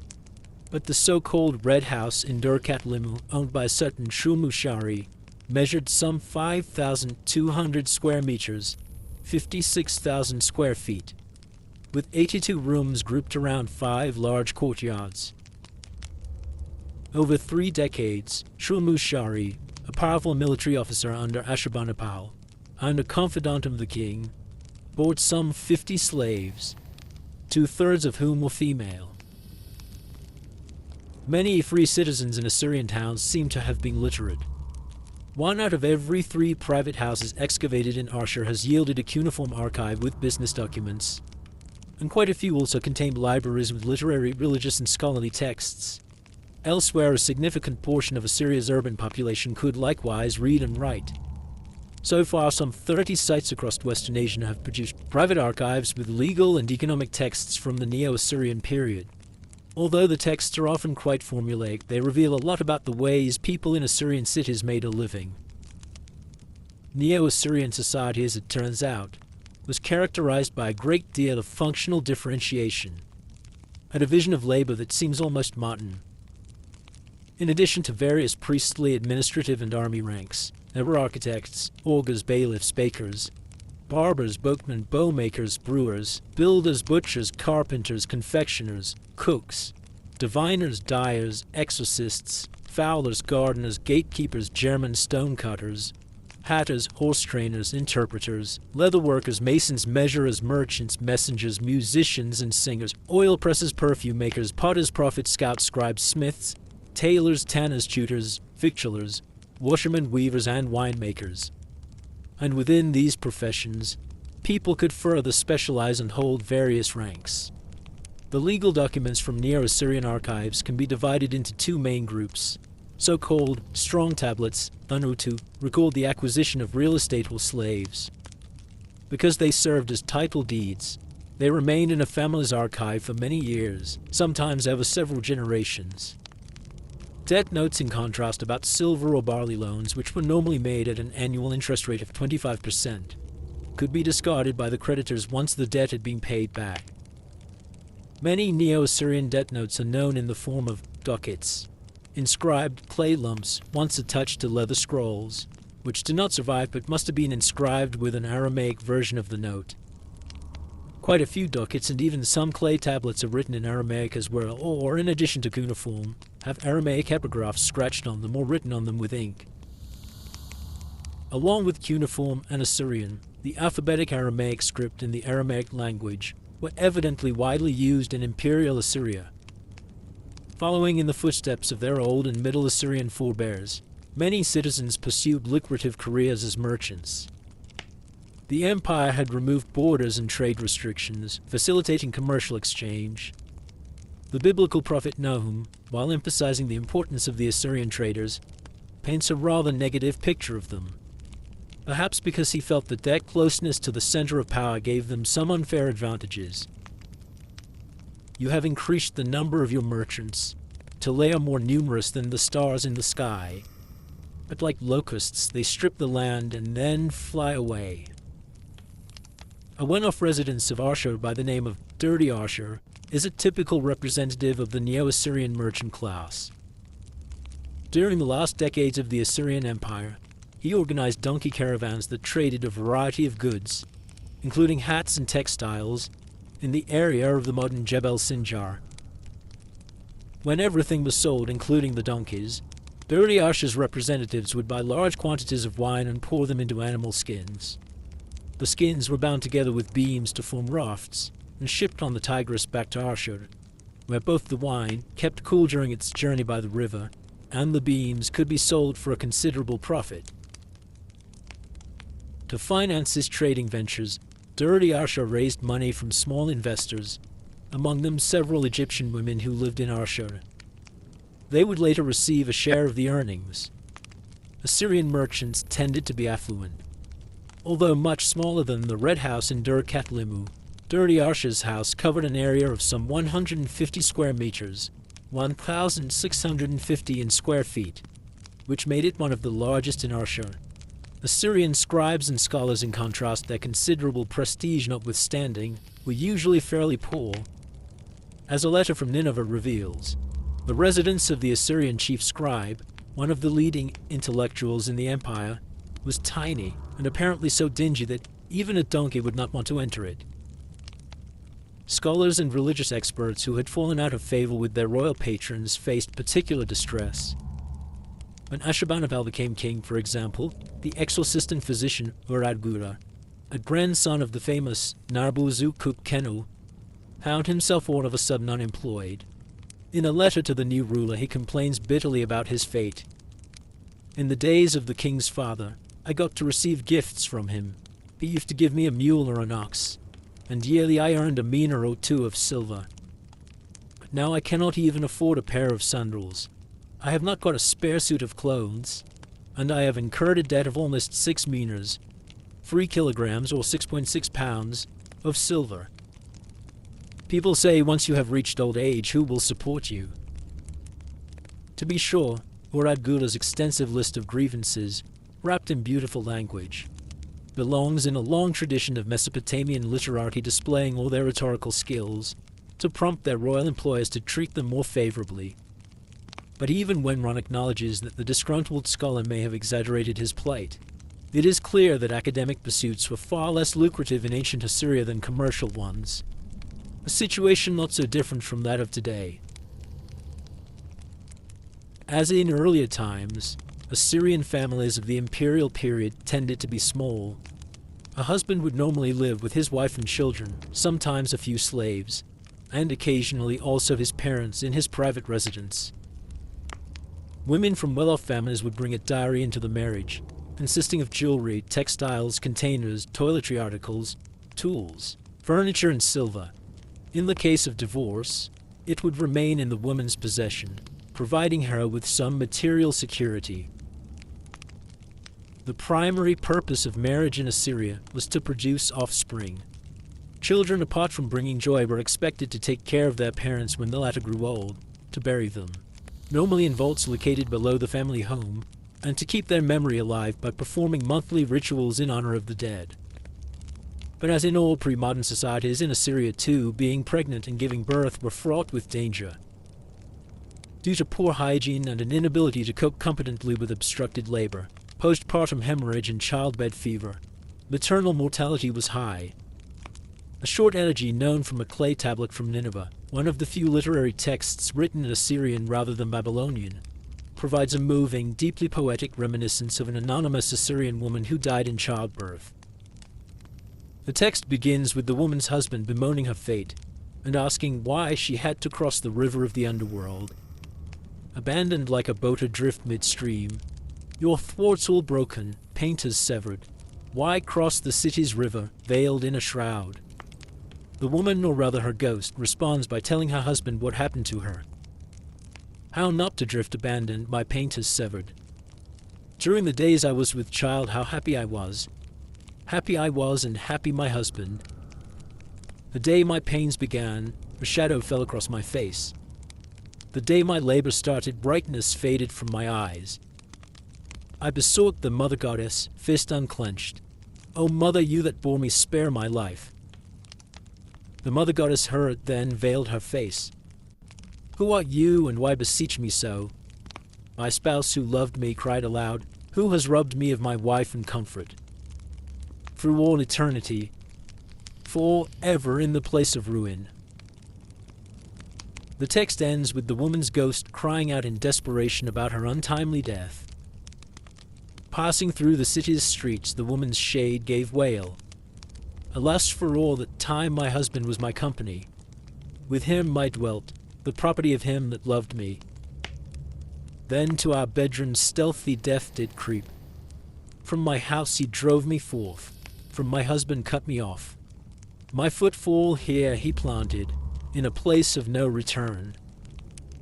Not only the mothers, but also their babies were at grave risk when something went wrong, whether at birth or in the weeks and months thereafter.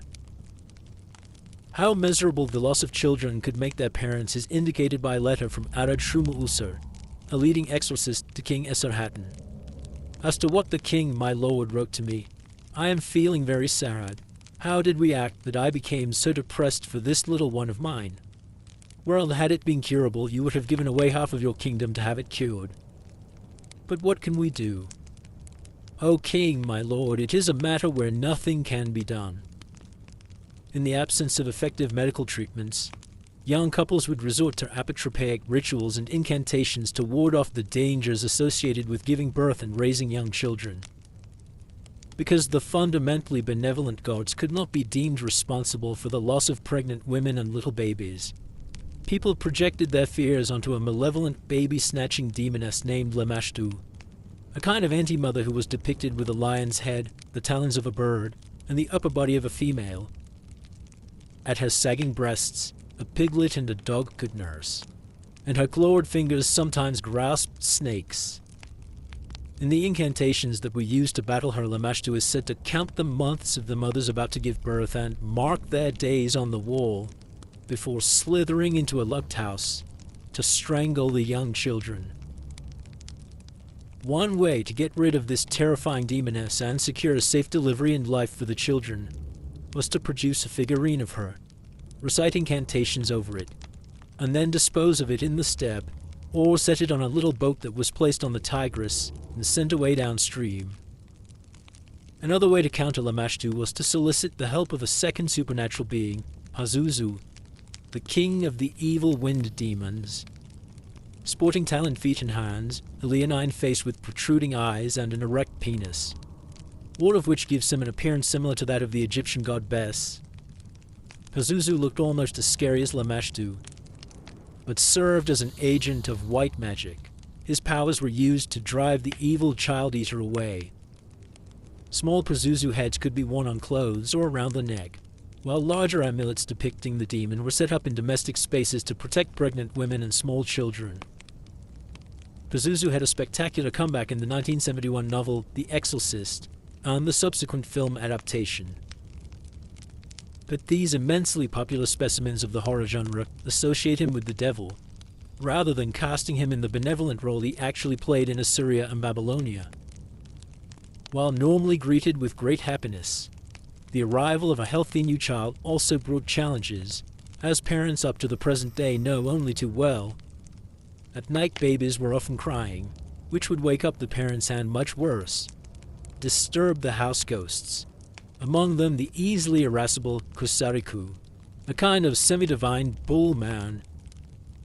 To hush their little ones and keep the domestic spirits at ease, parents would sing lullabies, some of which are known from cuneiform handbooks.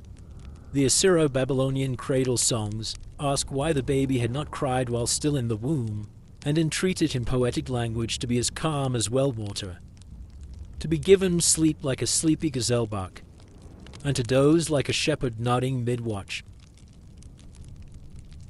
As everywhere else, relations between husbands and wives in Assyria were sometimes cordial, sometimes contentious. The sources of marital disharmony were manifold. One was male sexual dysfunction, which was treated with the help of rituals and magic spells.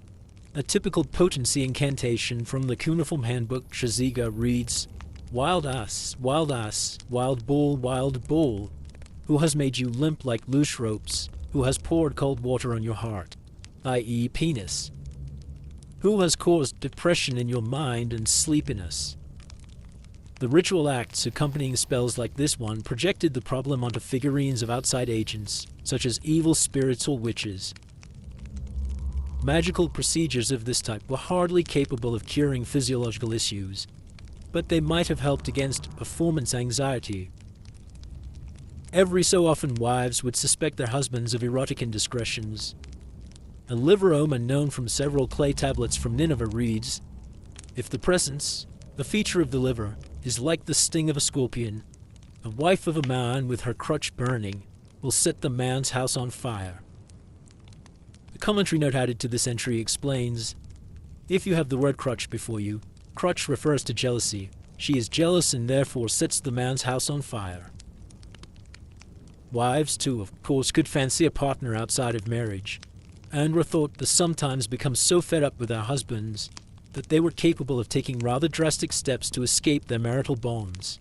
As another liver omen states, if lines are drawn 3 times between the presence and the path, 2 features of the liver, the wife of a man will keep on sending messages to another man with instructions to kill her husband, saying, "Kill my husband and marry me." Most Neo-Assyrian texts dealing with women were composed and written by men, and reflect specifically male perspectives. A satirical literary dialogue between a weak-minded master and his savvy slave is a case in point. In the text, the master, unsure what could give his life meaning, proposes a series of activities, only to immediately change his mind and give up his plan. Each time, the slave, eager to humor his master, provides a good reason for action or inaction. One stanza outlines the benefits and, in the most literal sense, the pitfalls of becoming attached to a woman. Slave, listen to me. Here I am, my lord, here I am. I'm going to love a woman, so love, my lord, love. The man who makes love to a woman forgets sorrow and fear. No, slave, I shall not make love to a woman. Then do not make love, my lord, do not make love. A woman is a pitfall, a real pitfall, a hole, a ditch. A woman is a sharp iron dagger that cuts a young man's throat. In the patriarchal world of 8th and 7th century Assyria, women were normally expected to behave as in the Roman adage, she served her household, she made wool. But there were exceptions. Neo-Assyrian women whose husbands or sons had died or had become incapacitated would often take over the family business. Temple priestesses, too, were more independent than was typical of women.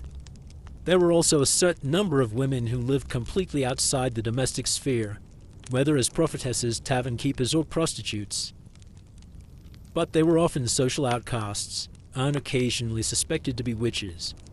The image of womanhood as a threat to order and cosmic harmony is also found in religious contexts, whether in the figure of Lamashtu or that of Tiamat, the primeval originator of the gods in the Babylonian epic of creation, who later sought to annihilate her own offspring. Many powerful goddesses of earlier times, for example Nisarba, a deity associated with writing and bringing in the harvest, had been demoted by the first millennium BCE and no longer played a prominent role. On the other hand, the people of Neo-Assyrian times worshipped with all the fervor they could muster the goddess Ishtar, patroness of love and war, defender of transvestism and gender fluidity, and the only deity who had ever descended to the netherworld and ascended to heaven.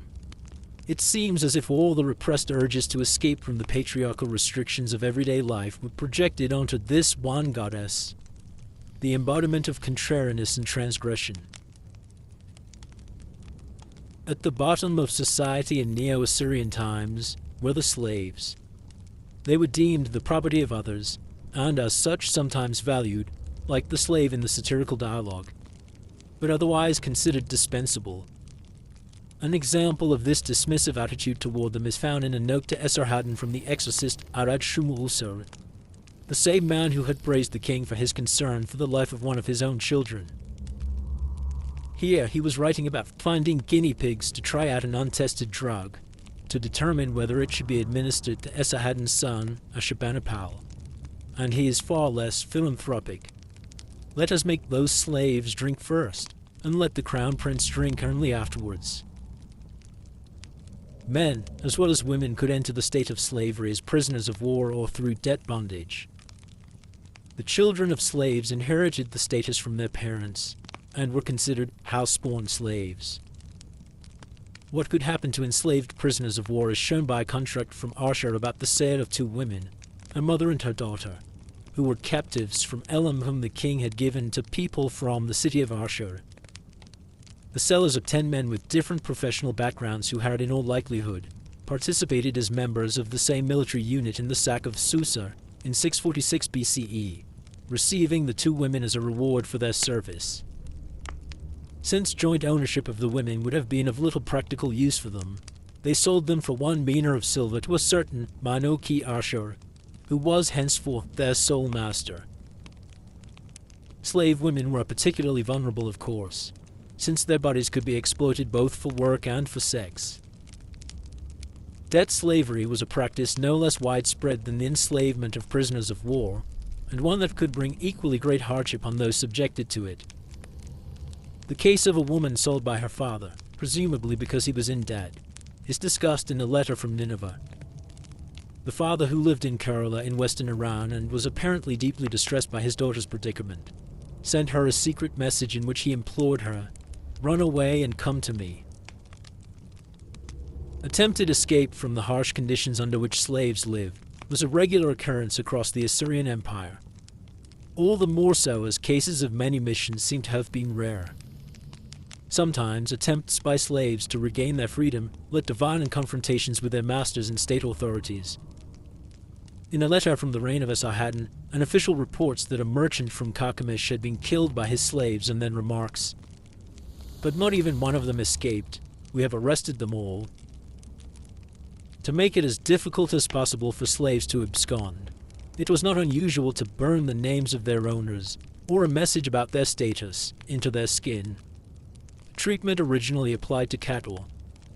A handbook on legal practices known from Middle Assyrian and Neo-Assyrian copies instructs the owners of undependable slaves to engrave on their faces the phrase, "Halak Sabat." He is a runaway, seize him. Before this is taken as another sign of a specifically Assyrian or Mesopotamian penchant for inhumanity, it must be stressed that later civilizations had very similar procedures in place. In ancient Greece, the foreheads of runaway slaves were marked with the words "Kateche me fugo," "Seize me, I'm a fugitive," while the Romans forced slaves to wear metal rings around their necks that were inscribed with the Latin phrase "Fuge teneme," which means the same. Later in the American South, fugitive slaves, if they were caught, had the letter R for runaway branded on their cheeks. The Assyrian government was eager to help recapture slaves who had fled, but it was also concerned that powerful businessmen and officials might abuse their positions to unjustly enslave defenseless women and children. A document from Ashur accuses 2 tax collectors of having forged debt notes to force the widows of 7 deceased oil presses into debt bondage. And in a letter from the reign of Sargon II, an official is asked to investigate the situation of the families of fallen soldiers and whether anyone had forced a widow of a soldier to be his slave girl or a son or a daughter into servitude. Life in Mesopotamian cities was punctuated by religious holidays, with divine processions and public sacrifices, and by the celebration of family events such as weddings and funerary rites. Birthdays played no major role, even though people seem to have had a fairly clear idea of their age. How the Assyrians thought about getting old is shown by text from Hazarina near Haran. Being 40 years of age is considered in the text the prime of life. 50 means short days, 60 manhood, 70 long days, 80 old age, and 90 extremely old age. Given the generally fairly low life expectancy in the ancient world, these numbers may seem rather astonishing, but it is known that at least some people in 1st millennium Assyria and Babylonia reached a remarkably old age. Adugupi, the mother of the Babylonian king Nabonidus, reigned 555 to 539 BCE, who was born in the city of Haran during the reign of Ashurnasirpal, was more than 100 years old when she died.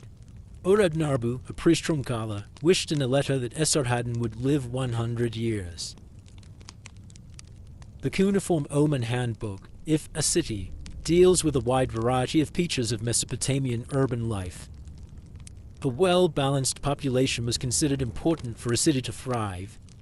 Too many fools were a problem, but so was the opposite.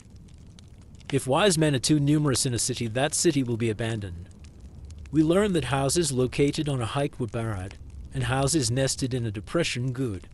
What it meant when the appearance of a house was flashy, bad, or unprepossessing, good, in which directions doorways opened, and much more.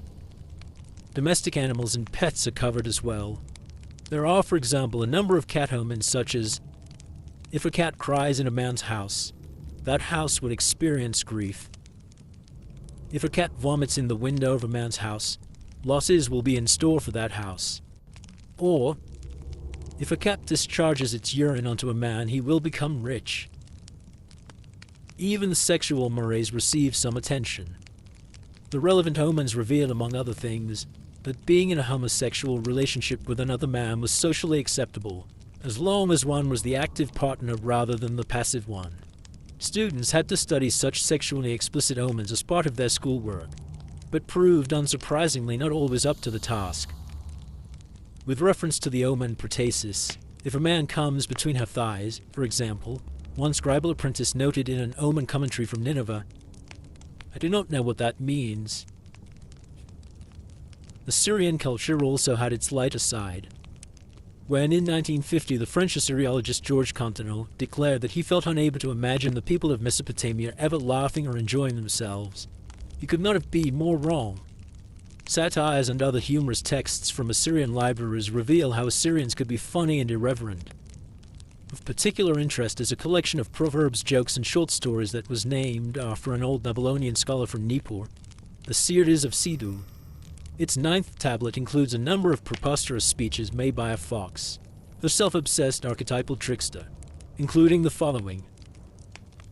A fox having urinated in the sea said, "The entire sea is my urine." A fox having urinated in the Tigris said, "The flood has risen thanks to my urine." Narcissists today are, of course, no different. Another text describes how a jester, the so-called Alozinu, who reappears in Greek tradition under the term alazon, impersonates various respectable professionals, poking fun at their pompousness, and questioning the efficacy of their crafts. An exorcist, for example, succeeds in driving out an evil spirit, but only by burning down the house where the demon had taken up residence. Another section of the text, sometimes dubbed the Infernal Kitchen, provides a series of short culinary recipes, one for each month. Month of Kislevu, the 11th. What will be your food? You shall eat donkey dung on bitter garlic and chaff in spoiled milk. Month of Shabbatu, the 2nd. What will be your food? You shall eat bread that is still hot, and the buttock of a donkey stallion stuffed with dog poop and the excrement of dust flies. This was evidently not the way Assyrians actually prepared their dishes. For those, a broad selection of very different ingredients was used. Vegetables included onions, garlic, shallots, leek, cress, arugula, lettuce, mustard, chickpeas, lentils, peas, beans, radishes, turnips, and mushrooms. And fruit included apples, pears, plums, pomegranates, apricots, dates, grapes, and figs, as well as berries. Aromatics such as cedar and licorice, and nuts such as pistachios, enhanced Assyrian dishes.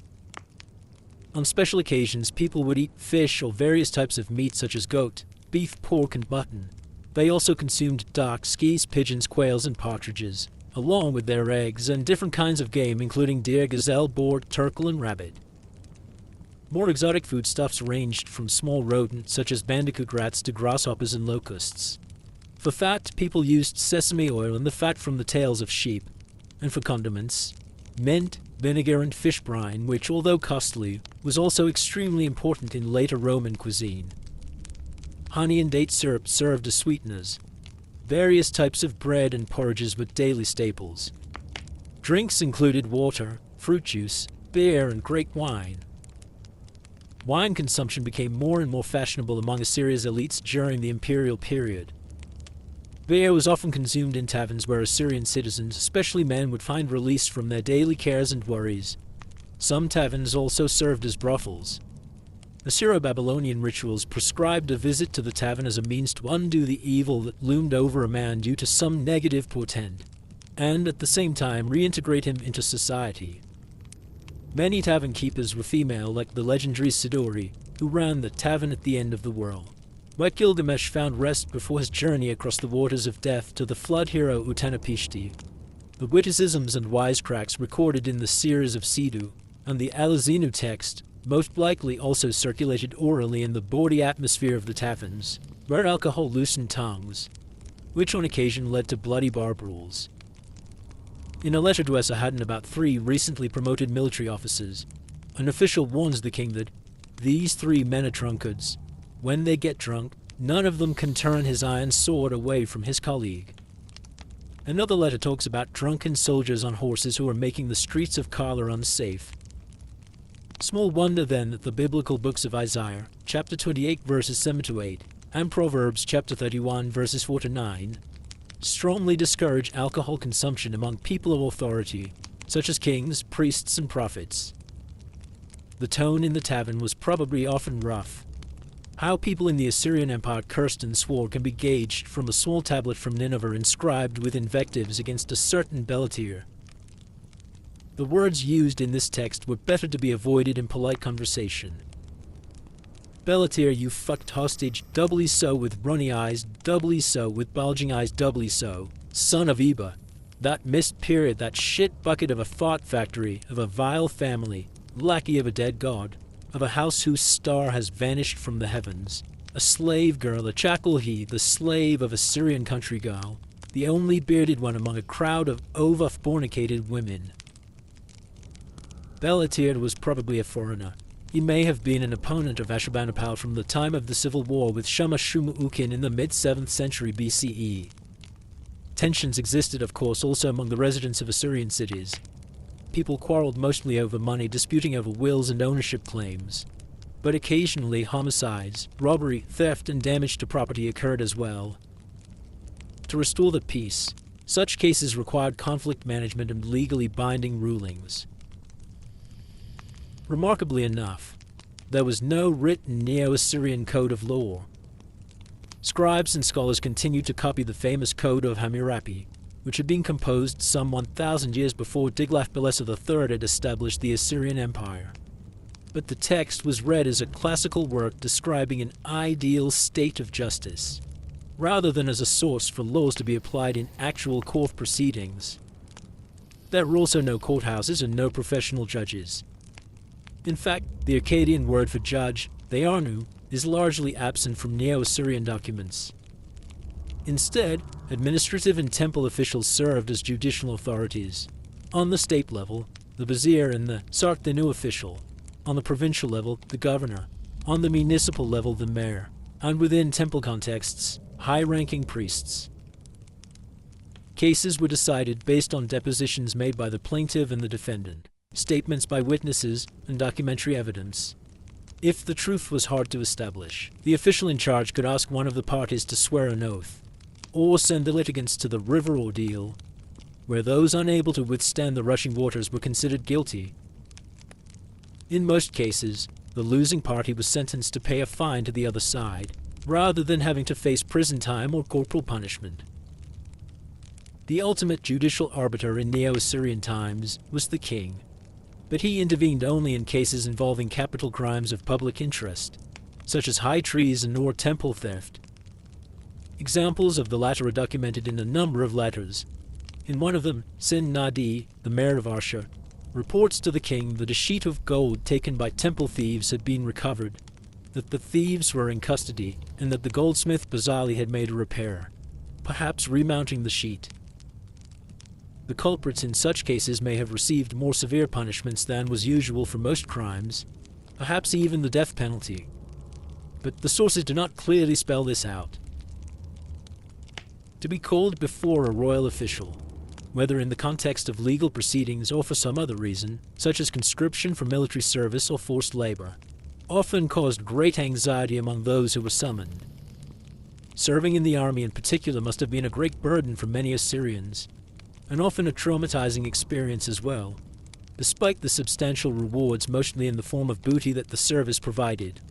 While professional or semi-professional soldiers were used for the Assyrian chariotry, cavalry, and heavy infantry, as well as to man multi-ethnic elite units of auxiliary archers and spearmen. The regular infantry was composed mainly of Assyrian peasants, who were recruited during the summer months when they had little work to do in the fields. Many Assyrian commoners seem to have felt an almost Kafkaesque uneasiness when summoned by the authorities.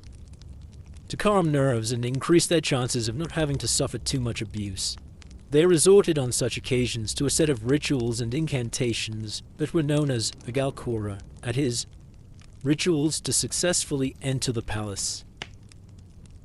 The incantations to be recited before an encounter with an official provide interesting insights into the views the ruled held of their rulers and the bureaucrats employed by them. The following passage is from an Agalkora incantation on a tablet from Ashur. The palace whose tasks are harsh, arduous to the point of being unbearable, and whose punishments are severe. Labor for it is fraught with protests. Behind its doors, terror reigns. Its resident is a merciless lion. He who enters it will pray to the sun god Shamash. O Shamash, watch over my speech in there. Make my entreaties before the authorities successful, so that I go in safely and come back well pleased. My lord Shamash, may I see your grace. The king and his representatives as merciless lions and the palace as a place of terror. Descriptions like this belie the claim made by so many Assyrian monarchs that they exercised their authority first and foremost for the benefit of their subjects. The truth was that the ruler and the state were more often feared than loved, and encounters with them better avoided.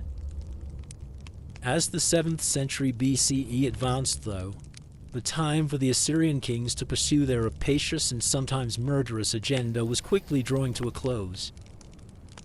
The end of the Assyrian Empire was nigh. It would be violent, and it would sweep away the powerful and the weak alike.